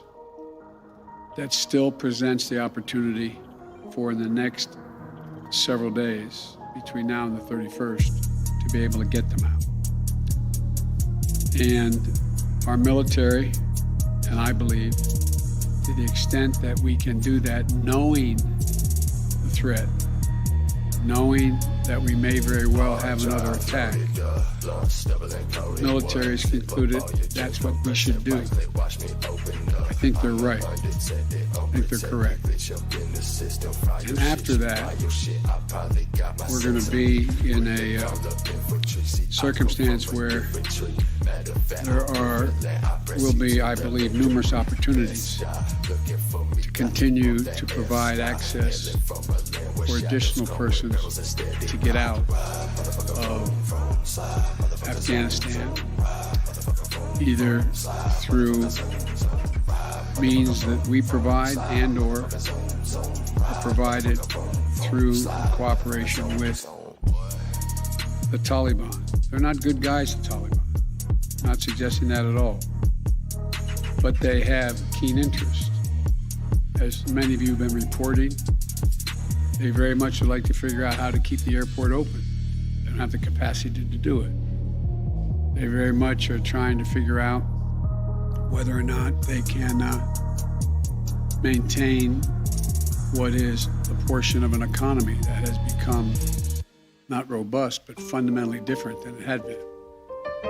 And so there's a lot of reasons why they have reached out, not just to us, but to others, as to why it would be continued in their interest to get more of the personnel we want to get out. We can locate them. Now, there's not many left that we can assess that want to come out.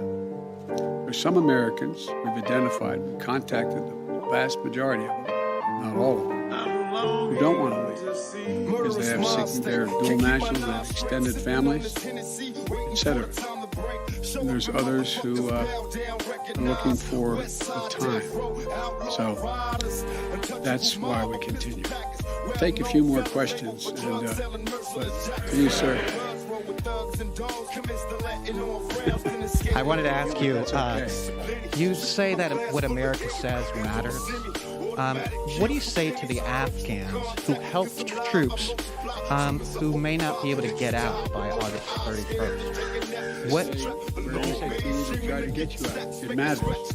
Look, I know of no conflict as a student of history, no conflict where when a war was ending, one side was able to guarantee that everyone they wanted to be extracted from that country would get out. And think about it, folks. I think it's important. I know the American people get this in their gut. There are, I would argue, millions of Afghani citizens who are not Taliban, who did not actively cooperate with us as SIVs, who have given a chance, they'd be on board a plane tomorrow. It sounds ridiculous, but the vast majority of people in communities like that want to come to America, given a choice. So getting every single person out can't be guaranteed to anybody because there's a determination of who wants to get out as well. At any rate, it's a process. I was really pointing to you, but you, sir. Thank you, Mr. President. There are reports that U.S. officials provided the Taliban with names of Americans and Afghan officials to evacuate. Were you aware of that? Did that happen? And then, sir, did you personally reject a recommendation to hold or to recapture Bagram Air Force Base? You know why? Here's what I've done. Let's ask this. You don't have answer to the last question be first. what you want to be. On the tactical questions of how to conduct an evacuation, You need people like me so you can point your I gather up fingers. all the I say, major that's military the bad personnel that are in Afghanistan, Say commanders, goodnight to the as well as the Pentagon. And I ask for their best military judgment. What would be the most efficient way to accomplish the mission?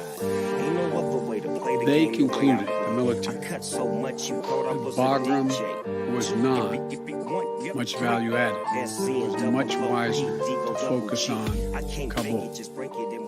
And so I followed that recommendation. With regard to, there are certain circumstances where we've gotten information, and quite frankly, sometimes from some of you, saying you know of such and such a group of people are trying to get out on a bus moving from other people. And this is the location. And there have been occasions when our military has contacted their military counterparts in the Taliban and said, this, for example, this bus is coming through with X number of people on it, made up of the following group of people. We want you to let that bus or that group through. So yes, there have been occasions like that. And to the best of my knowledge, in those cases, the bulk of that has occurred, they've been let through.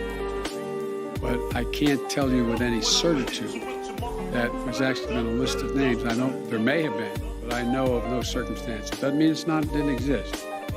That here's the names of 12 people, they're coming, let them through. It could very well have happened. I'll take one more question. Wait. Let me take the one question from the most interesting guy that I know in the press. That's you. Mr. President, there had not been a U.S. service member killed in combat in Afghanistan since February of 2020. You set a deadline, you pulled troops out, you sent troops back in, and now 12 Marines are dead. You said the buck stops with you. Do you bear any responsibility for the way that things have unfolded in the last 2 weeks? I bear responsibility for fundamentally all that's happened of late. But here's the deal. You know, I wish you'd one day say these things. You know as well as I do that the former president made a deal with the Taliban that he would get all American forces out of Afghanistan by May 1. In return, the commitment was made, and that was a year before. In return, he was given a commitment that the Taliban would continue to attack others, but would not attack any American forces. Remember that? I'm being serious. No, I'm asking you a question. Because before... No, wait a minute. I'm asking you a question. Is that accurate, the best of your knowledge? Black bimmer, feel my blood simmer. Black bimmer, Do you think that people have an issue with pulling out of Afghanistan for just delaying things that happen? I think they have an issue that people are likely to get hurt. Some, as we've seen, have gotten killed, and that it is messy. The reason why, whether my friend will acknowledge it or has reported it, the reason why there were no attacks on Americans, as you said, from the date until I came into office, was because the commitment was made by President Trump, I will be out by May 1st. In the meantime, you agree not to attack any Americans. That was the deal. That's why no American was attacked. Basically, you said you squarely stand by your decision to pull out. Yes, I do. Because look at it this way, and I have another meeting for real. But imagine where we'd be if I had indicated on May the 1st I was not going to renegotiate an evacuation date. We were going to stay there. I'd have only one alternative: pour thousands of more troops back into Afghanistan to fight a war that we had already won relative to why the reason we went in the first place. I have never been of the view that we should be sacrificing American lives to try to establish a democratic government in Afghanistan, a country that has never once in its entire history been a united country and is made up, I don't mean this in a derogatory, made up of different tribes who have never, ever gotten along. And so, as I said before, this is the last comment I'll make. We'll have more chance to talk about this, unfortunately, beyond, because we're not out yet. If Osama bin Laden, as well as Al-Qaeda, had chosen to launch an attack when they left Saudi Arabia out of Yemen, would we have ever gone to Afghanistan? Even though the Taliban completely controlled Afghanistan at the time, would we have ever gone? I know it's not fair to ask you questions, it's rhetorical, but raise your hand if you think we should have gone and given up thousands of lives and tens of thousands of wounded.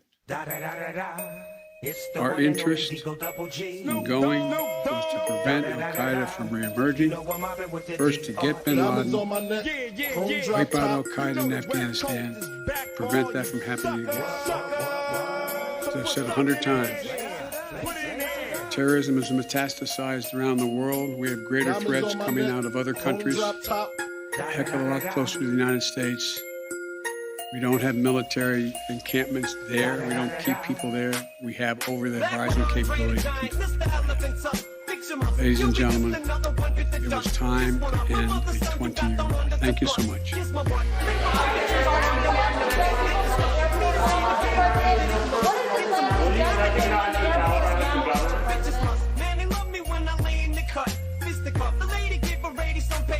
Now picture us, it's ridiculous. She curses the thought, cause when I spit the verse, the shit gets worse and worse. This is off. If I could fit the words, it's picture perfect words every time. Every verse, every line, as simple as nursery rhymes. It's a hard day today.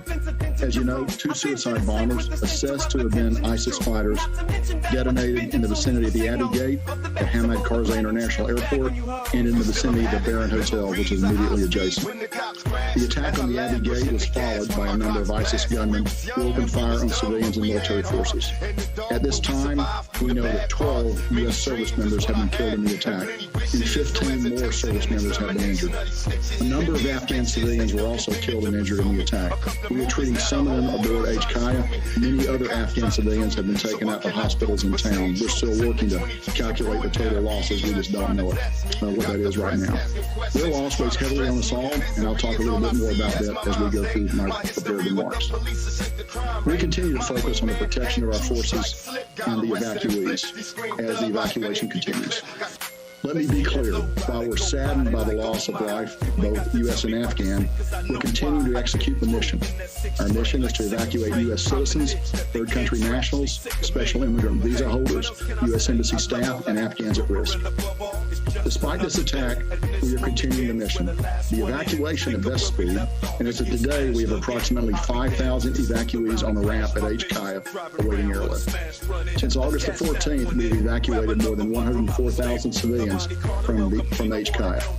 Over 66,000 by the United States and over 37,000 by our allies and partners. And that includes bringing out about 5,000 Americans. As the Secretary of State said yesterday, we believe that there are about 1,000, probably a little more than 1,000 American citizens left in Afghanistan at this point. We're doing everything we can in concert with our Department of State partners to reach out to them and to help them leave, if they want to leave. And remember, not everybody wants to leave. Yesterday, we brought in over 500 American citizens.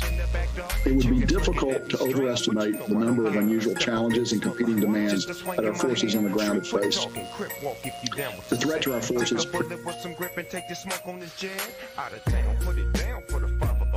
And if you happen to get cracked, trick, shut your trap. Come back, get back, that's the part of success. If you believe in the S, you'll be relieving your stress. Diamonds on my neck, home drop top. Diamonds on my neck, home drop top. Diamonds on my neck, home drop top. Chilling on the scene, smoking pounds of green. Ooh wee, you see the ugliest, money hungriest. Brooklyn Loch Ness, 9mm cock test, one for test, and the winner is. Y'all niggas know the rules. I blast on niggas so my fists never bruise. Land still cruise, Frank White paid his dues. Ask who's the raw, but they say Papa Very. Look forward to me like tonight. All of a sudden, now Tonight, 2 deadly attacks on U.S. forces in Afghanistan. At least a dozen American service members killed by at least one suicide bomber hidden in the crowd just outside the Kabul airport. Many more Afghans among the dead. ISIS now claiming responsibility. The nightmare scenario amid the chaotic rush to withdraw by August 31st. The top U.S. general there saying he expects the attacks to continue, calling the threat from ISIS extremely real, but vowing the evacuation will go on. The president tonight speaking out. We will hunt you down and make you pay. Our exclusive interview with the Capitol police officer who shot and killed rioter Ashley Babbitt on January 6th. The officer telling us why he's choosing to come forward now and reveal his identity, his harrowing account, why he opened fire, and the threats he now faces. Given the nature of the threats that you describe, do you have any concern about showing your face and identifying yourself? Of course I do. The disturbing COVID milestone, 100,000 Americans hospitalized. We're in Florida, one of the states that's now an epicenter. Dangerous heat still gripping much of the country and a new tropical threat taking aim. Al Roker is here. This is NBC Nightly News with Lester Holt. Good evening, everyone. A war that over 20 years has cost our country so much grief is still taking American lives practically to the bitter end. At least a dozen U.S. troops were killed today after 2 explosions rocked the area around the Kabul airport. Just 5 days before U.S. forces are scheduled to depart for good. A suicide bomber detonating at what's known as the Abbey Gate to the airport, where crowds had gathered. A second bomb struck outside a hotel adjacent to the airfield. In addition to the dead, at least 15 American service members were hurt. There were heavy civilian casualties as well. President Biden speaking from the White House shortly before we came on the air here tonight, saying to the terrorists behind the attack, "We will make you pay," and telling American commanders they will finish the mission. Richard Engel begins our reporting. It was every soldier and Marine in Kabul's worst fear, an attack where they're most exposed. as troops were patting down an evacuee at a Kabul airport gate, searching for a bomb. He or she, that's still unclear, detonated one, killing at least 13 U.S. service members, injuring more than a dozen. This is close-up work. The breath of the person you are searching is upon you. While we have Overwatch in place, we still have to touch the clothes of the person that's coming in. Ultimately, Americans have got to be endangered to do these searches. There's really no other way to do it. Dozens of Afghans were killed. Another bomb exploded a few hundred yards from the first as ISIS fighters sprayed gunfire. Afghans tumbled dead and injured into a sewage ditch. We drove through this exact spot a few days ago, a corridor flanked by concrete glass walls that leads right to an airport gate. The U.S. is relying on the Taliban to pre-screen the crowds pushing to get into the airport, hoping for a flight out of Afghanistan, patting them down before they're checked again by U.S. troops. Today, this staggeringly new and bizarre security cooperation broke down. Clearly, if they were able to get up to the Marines with the screen at the entry point of the base was a failure somewhere. It was a failure by the Taliban operators with varying degrees of confidence. Some of those guys are very scrupulous and good, some of them are not. Just a few weeks ago, the U.S. was bombing the Taliban. But when U.S. troops pulled out, triggering the collapse of the Afghan army, now there's no one left but the Taliban to protect American forces as they leave. ISIS-K, an ISIS offshoot, claimed responsibility. Many of their fighters and other extremists, including al-Qaeda members, were in Afghan jails. But when U.S.-backed Afghan forces melted away, the prisoners escaped. And for the past few weeks have been on the loose. They have one clear target, the Kabul airport, where nearly all the Americans in Afghanistan are gathered and are still gathering until they leave. Richard, after today's attacks and with the U.S. still expected to be out of the country in 5 days, can the Taliban secure and maintain control of Kabul? I think they can. They have a lot of weapons. They're organized. They have plenty of fighters. A senior Taliban commander told me that it's the American presence, that the U.S. presence at the airport is like a magnet. It's drawing in crowds. It's drawing in extremists. They think once the Americans leave, the Taliban will be able to reimpose order. All right, Richard Engel tonight, thank you. Late today, President Biden vowed to complete the withdrawal mission and to strike back at ISIS. Peter Alexander is at the White House. Tonight, just 5 days before President Biden's deadline to end America's longest war, the commander-in-chief addressing what is now one of the deadliest days for U.S. troops in the entire 20-year conflict. These American service members who gave their lives, it's an overused word, but it's totally appropriate here, were heroes.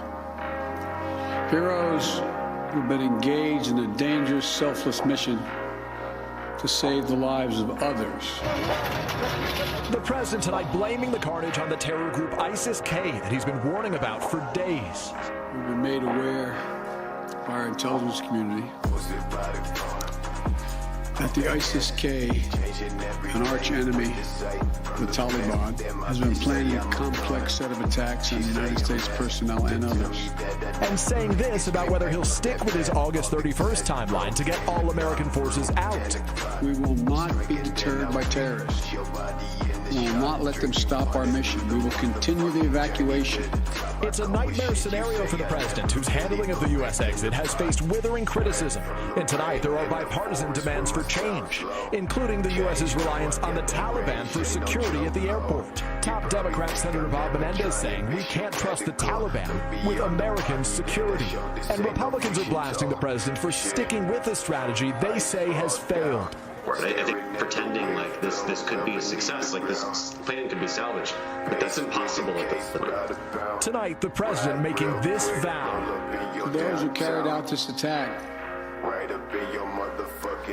as well as anyone who wishes America harm, know this: we will not forgive. We will not forget.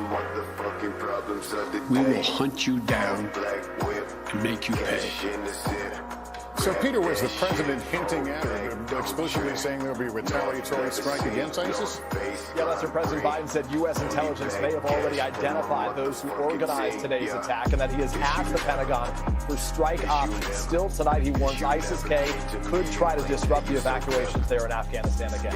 All right, Peter Alexander in the White House, thank you. Just hours before today's explosions, there were warnings about security threats at the Kabul airport. And that threat continues tonight. Courtney Kuby is at the Pentagon. Courtney, what are you hearing from there? Lester, there were more U.S. troops killed in Afghanistan today than all of last year combined. With specific intelligence that ISIS-K was planning to strike, inside the Pentagon, U.S. military leaders were bracing for this very attack, and they expect more attacks to come. Despite that, the top commander in the region says he does not need more troops, and the military will keep screening civilians at that airport. The mission to evacuate people continues, the U.S. military on track to leave by August 31st. Lester? All right, Courtney, thank you for the update. An important distinction worth emphasizing in all this, the Taliban and ISIS are separate rival movements. The president tonight calling them arch enemies, as you heard. Andrea Mitchell now has more on the ISIS threat. U.S. officials have been warning for days about the threat from ISIS-K, culminating in a red alert last night for Americans to stay away from the airport gates. A warning that proved all too true today. What is ISIS-K? An offshoot in Afghanistan of the Islamic State that originated in Iraq, created 6 years ago in Pakistan, an avowed enemy of the U.S. and rival to the Taliban. ISIS is extremely real. We've been talking about this for several days. We saw it actually manifest itself here in the last few hours. Thousands of hardcore Islamic State commanders were released from jails across Afghanistan by the Taliban in recent weeks. Since the Taliban takeover, easily melding into the teeming masses in Kabul. Only yesterday, the Secretary of State warned it was a high-risk threat. We're operating in a hostile environment in a city and country now controlled by the Taliban, with the very real possibility of an ISIS-K attack. And ISIS-K isn't the only terror threat. The Taliban has named the leader of its most radical branch, the Haqqani Network, to be in charge of security in Kabul. Khalil Haqqani, a $5 million U.S. bounty on his head, brazenly showing up at Friday prayers in Kabul last week. And the Haqqanis have strong ties to al-Qaeda, also in the mix. What's clear is that the Taliban either couldn't defend against today's bombings or won't. Now the question is, how will the president deliver the forceful response he's promised after the U.S. withdraws? Lester. Okay, Andrea, thank you. In just 60 seconds, my exclusive interview with the Capitol Police officer who shot and killed rioter Ashley Babbitt on January 6th. Why he's choosing to reveal his identity next. The identity of the U.S. Capitol Police officer who shot and killed Ashley Babbitt while defending the Capitol on January 6th has been withheld by authorities, but those angered by his actions have been guessing his identity online and on social media, and he has faced a barrage of threats since the incident. Tonight, in an NBC News exclusive, he steps out of the shadows. Your name has been battered about on the internet, but you've never been officially, publicly identified. You want to tell us who you are? My name is Michael Bird. I'm a lieutenant for the United States Capitol Police. For months, he has lived in hiding, he says, over this moment. His decision to use deadly force against a rioter as she climbed through a barricaded door that leads to the House chamber. In the months since, he's been the target of threats. Could you give us the nature of some of those threats? They talked about killing me, cutting off my head, very vicious and cruel things. Racist things? There were some racist attacks as well. It's all disheartening because I know I was doing my job. Given the nature of the threats that you described, do you have any concern about showing your face and identifying? Of course I do. That is a very vital point, and it's something that is frightening. I believe I showed the utmost courage on January 6th, and it's time for me to do that now. Responsible that day for securing the House chambers, Byrd couldn't see what Americans were witnessing on their TVs, but he could hear it in the pleas from other officers. Were you afraid that day? I was very afraid. What are you hearing on your radio? I'm hearing about the breaches of different barricaded areas, officers being overrun, officers being down. Did you ever hear a call or a report of shots fired during any of this? As a matter of fact, I did. There was reports of shots fired through the house main door onto the floor of the chamber. Later, those reports would prove to be false. This video captures Byrd instructing members of Congress to don gas masks.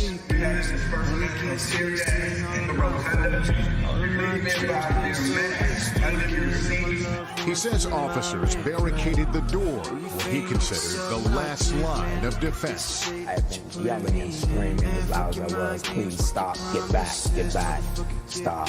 We had our weapons drawn. Byrd, only his hand and gun visible, targeted a figure trying to climb through a window. He fired a single, fatal shot, hitting Ashley Babbitt. She was 35 years old, an Air Force veteran, Trump supporter, and QAnon follower. We see your arm out there for a considerable amount of time. Were you wavering? I was taking a tactical stance. You're ultimately hoping that your commands will be complied with, and unfortunately they were not. When you fired, what could you see? Where were you aiming? You're taught to aim for center mass. The subject was sideways, and I could not see her full motion of her hands or anything. So I guess her movement, caused the discharge to fall where it did. And what did you think this individual was doing at that moment? She was posing a threat to the United States House of Representatives. But an attorney for Ashley Babbitt's family disputes that. He did not respond to our request for a comment, but in a previous statement said Babbitt was not brandishing a weapon, not in close proximity to members of Congress, and was not an imminent threat of death or serious injury to anyone. Her family points out that she was not armed. That's correct. The fact that you weren't aware whether she was armed or not, did that alter the decision-making? It did not. What should we make of the fact that there were other officers in other potentially life-threatening situations who didn't use their service weapons that day? I'm sure it was a terrifying situation. I can only control my reaction, my training, my level of expertise. That would be upon them to speak for themselves.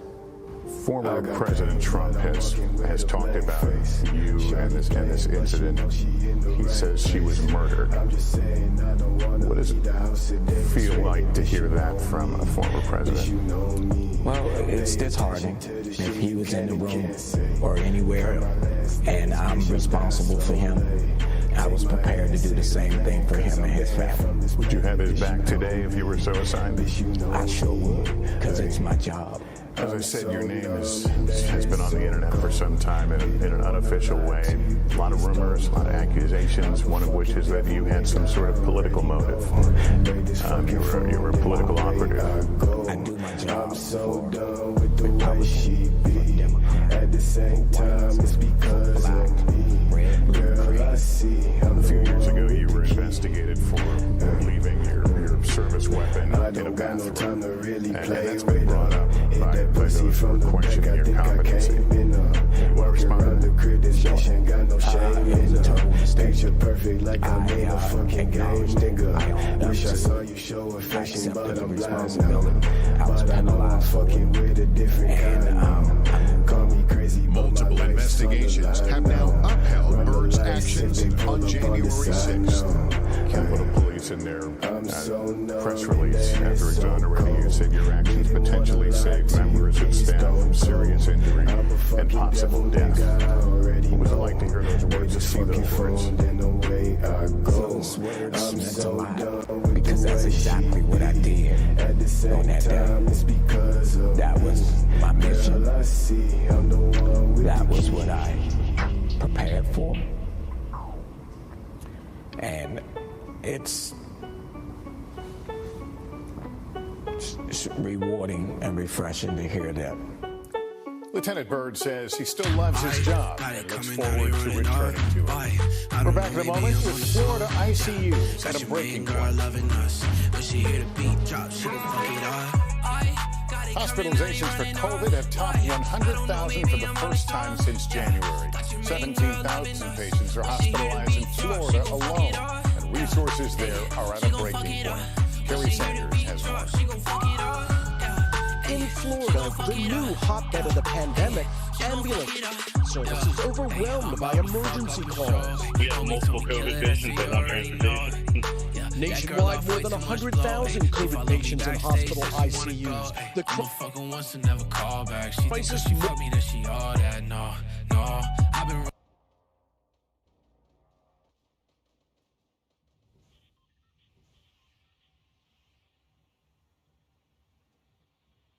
crisis most acute in Florida, where the hospitalization rate has tripled in just the last month.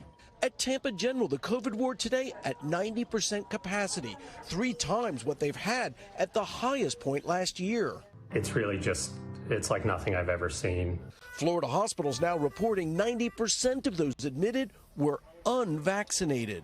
It feels like it's almost worse than it was when it started last year. The patients we're getting are younger, and they're turning sicker much faster. Florida's governor today encouraging vaccines, but actively pushing back against mask mandates. You just have to understand it's going to be part of life. And there's ways to protect yourself on the front end. There's also ways to treat yourself on the back end. Emergency rooms like Baptist Hospital here in Miami-Dade were reluctant to put up tents like these because we're in hurricane season. But tonight, exhausted doctors say they had no choice. Lester? Kerry Sanders, thank you. It is dangerously hot across much of the country, with nearly 1 in 4 Americans under a heat advisory tonight. And there's more dangerous weather on the way. Al Roker joins us now. Al, what can we expect? Lester, right now we have 77 million people coast to coast with heat advisories, heat warnings. Heat indexes again about 110 as we move into tomorrow. Right now we have now Tropical Storm Ida, 40-mile-per-hour winds moving northwest at 14. A Category 1 storm by Saturday afternoon. We expect landfall sometime Sunday afternoon, but with water temperatures in the Gulf in the upper 80s, rapid intensification is a big possibility. This could make landfall Sunday as a Category 3 storm, and if it does, that's 16 years to the day that Hurricane Katrina hit. Lester? I know you'll be keeping an eye on it now. Thanks. That's nightly news for this Thursday. Thanks for watching. Please take care of yourself and each other. Good night, everyone.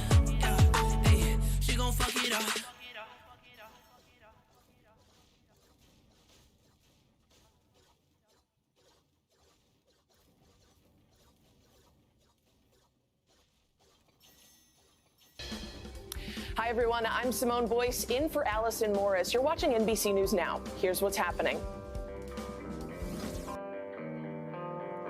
You know, losing a son, a daughter, a husband, a wife is like being sucked into a big black hole in the middle of your chest and you don't think there's any way out. I wonder what's happening. Somebody's heart goes out, our hearts go out to all those we've lost.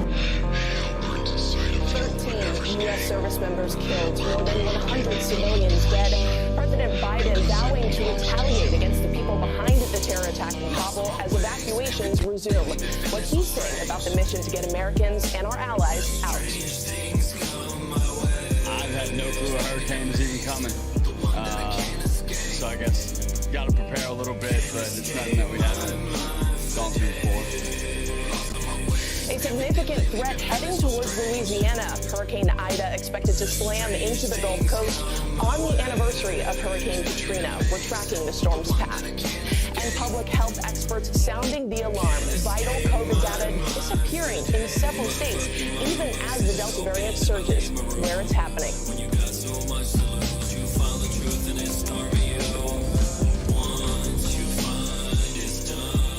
We start today with the latest on the Kabul airport attack. President Biden praising the 13 U.S. service members who lost their lives in yesterday's attacks and vowing to retaliate against ISIS-K.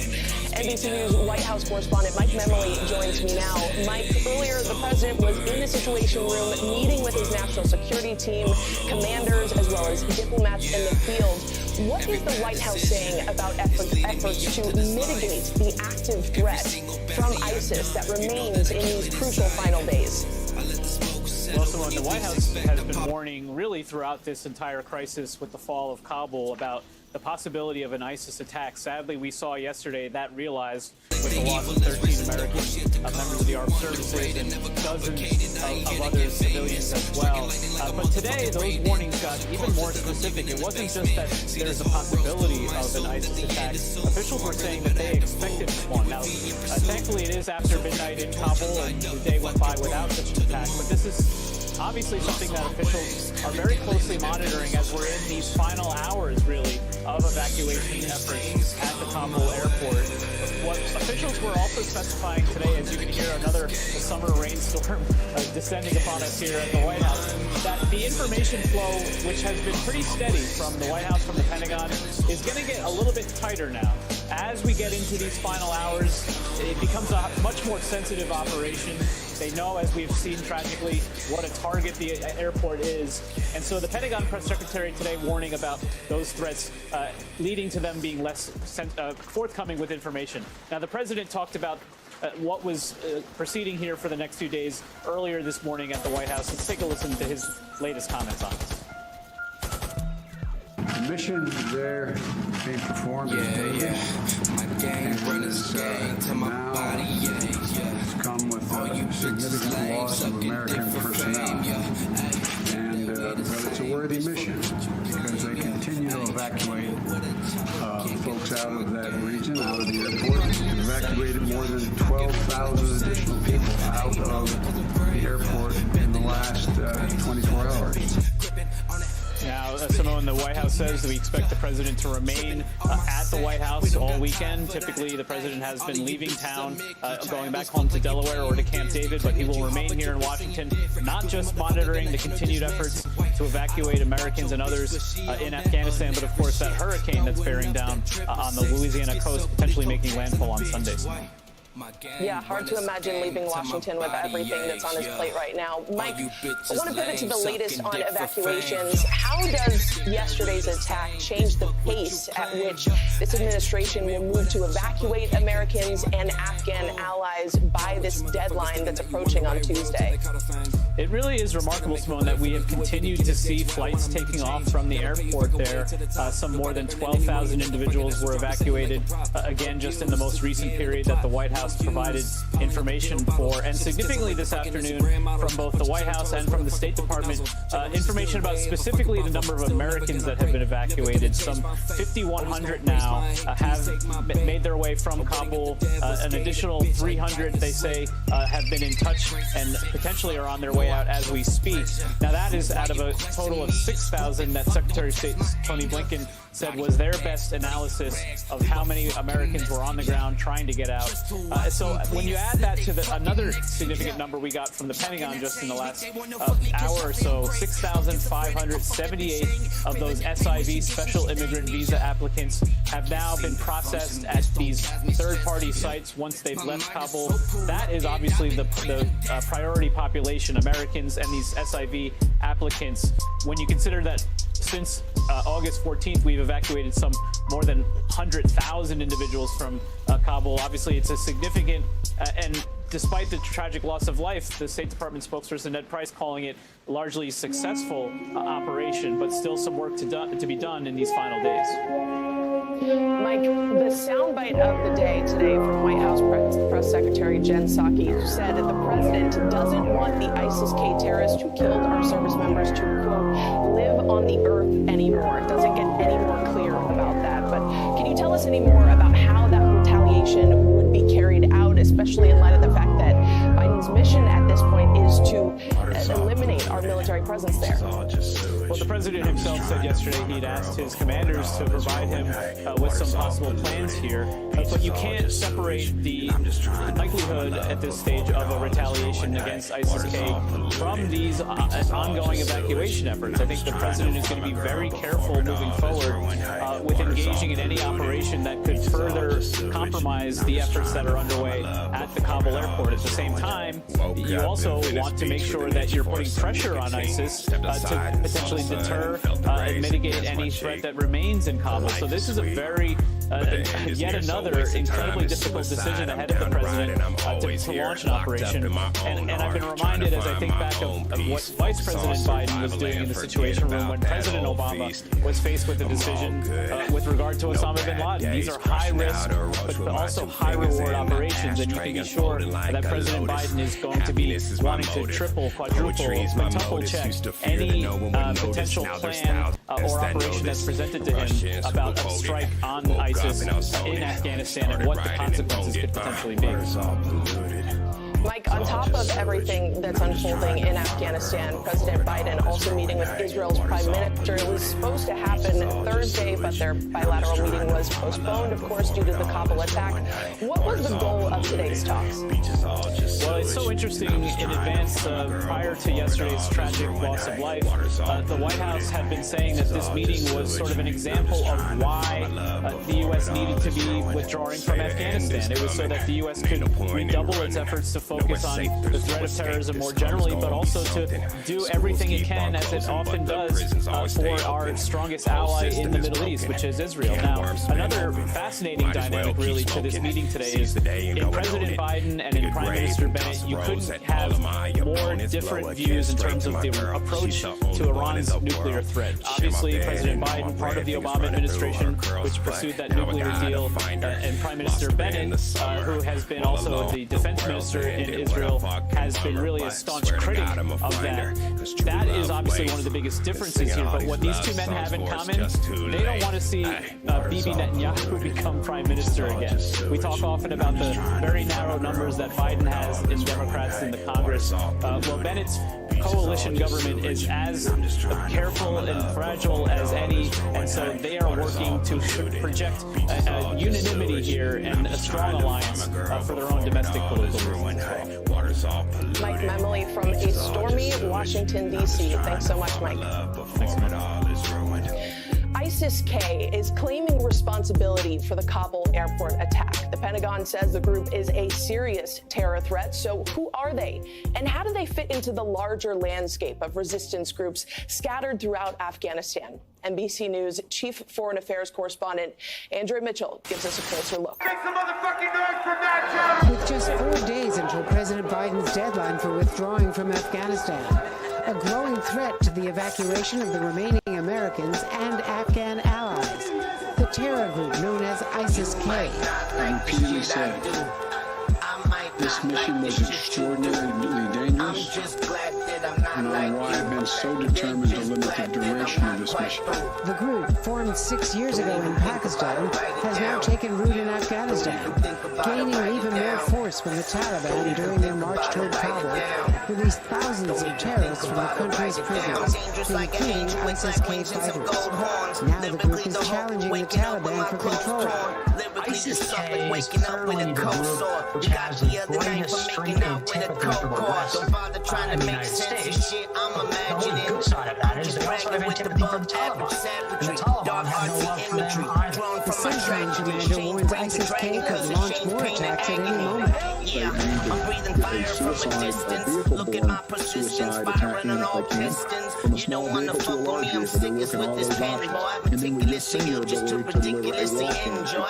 Young Mike Tyson in his prime, Schwarzenegger and Conan. The ISIS-K is not the only threat to the U.S. evacuation mission in these final days. The Taliban have put the leader of the Haqqani network, Khalil Haqqani, who has ties to al-Qaeda, in charge of security in Kabul. Haqqani has a $5 million U.S. bounty on his head and brazenly showed up a week ago at Friday prayers in Kabul. The Haqqanis are expert at two things: taking people hostage and committing mass murder attacks of this scale.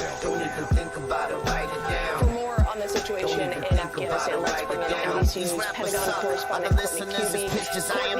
Today, the Pentagon saying there was only one attack, not two, as initially reported yesterday. So we're learning a lot more about what happened last night. I'm not ashamed to be the tyrant that I am. I can confirm for you that we do not believe that there was a second explosion at or near You can't find an equivalent deliverance. One suicide trimming off the siblings, talking like so obviously some of those initial reports can be a bit confusing, but what is the latest from the Pentagon on the active threats that remain? Introducing Kabuki. You had the greatest invention since bubblegum ice cream. Because they are continuing. This is made of fibers that will not wash out when you're walking in the rain. You just sprinkle it over at a 45-degree angle. Any ball prize that you have will be gone instantaneously. You want to get laid? You want to feel better about yourself? You want to be successful? Try Kabuki. He's the head of Central Command. During his briefing yesterday, he said that they are expecting another attack, and he laid out some of the ways.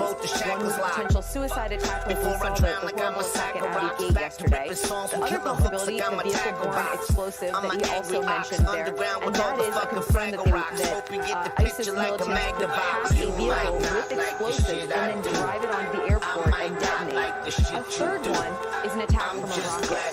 One real concern that the military has here is not just them lobbing potential rockets onto the airfield and maybe pocking up the runway, causing a disruption in the evacuation effort, but a real concern is actually them trying to take out an aircraft. You have these large cargo planes with tons of evacuees on them. If they were to take out one of those, it would be a devastating catastrophic. It gives you incredible stereo We've still got to make it to Tuesday. We've still got thousands of people that are trying to get out of there. So what is changing now in terms of our cooperation with the Taliban, the way that we rely on them for security as the Pentagon anticipates the potential of more attacks like you just laid out? So right now, the U.S. military is still cooperating with the Taliban on the ground there. It's something I think our viewers would be really surprised to hear about, in that the U.S. military there is communicating and coordinating actions with their Taliban counterparts there in Kabul, something that would have been unthinkable just a few weeks ago. The Taliban actually have been cooperating. They are at times helping with safe passage for Americans to get to the airport. But I think when you talk about the overall security structure that the U.S. is really relying on the Taliban for, it's really how they have provided or created this perimeter around the airport. Literally, the airport is completely surrounded by Taliban fighters, and most of these are their most capable fighters. So think of them as sort of the special operations forces of the Taliban. They are in this perimeter. They have set up checkpoints, and they are literally screening people to get through, to get towards the airport area. Now, we've heard a lot about how they're not allowing people through. There's reports of them beating individuals, especially Afghans, who are trying to get through. So I'm not in any way trying to paint this as some sort of a perfect process here, but when it comes down to it, the reality is the U.S. there at the airport, the first layer of security that's provided before people get to that airport area is by the Taliban, Simone. I'm so glad you brought that up, because the attack took place where crowds are gathering, where they're trying to get into the airport, where Marines are reviewing documents and visa applications. So how does this ongoing security threat disrupt this crucial screening process for the Afghans who are trying to get out, and any remaining Americans as well? So while there's no question that it's going to bring an already extremely tense situation and security concern to a new level, the reality is the U.S. military is continuing to screen people. Even today, they continued screening people yesterday after this attack. So it has slowed and added just another layer of difficulty to an already extremely difficult situation. But the evacuation mission has continued, and the U.S. Marines, who were already in a very dangerous, perilous situation, they've screened over 100,000 people in the way that this happened yesterday. This attacker came in. They're getting right up close to these people, at times patting them down, checking them for weapons and explosives. And that is continuing even today, and we should expect it to continue until the very last hours of the evacuation mission on August 31st. You can just sense the desperation for the people who are trying to get out. Just a devastating, maddening situation all around. Courtney, thank you so much. Thank you. Well, joining me now is Sean Washington. He's a former Navy hospital corpsman who served in Iraq and Pakistan, and now a program manager at Shift, a company that helps veterans discover new careers. Sean, I came across your tweet as I was scrolling last night, and I was hoping that you'd be available to talk to us today because you offer such a crucial and an important perspective as a veteran. You tweeted this from your account at GayBlackVet yesterday afternoon. You said, military is one of the few jobs out there where no matter how far removed you are from service, there's always a hint of survivor's guilt when you learn of others being killed in action. Sean, the Navy confirming today that a sailor was killed in the Kabul attack. What does survivor's guilt feel like? Thanks for having me on, Simone. Yeah, I would say, for me personally, survivor's guilt feels like, regardless of how outrageous the circumstances or situation may be, and regardless of where you currently are, you always feel like there's more that you could have done.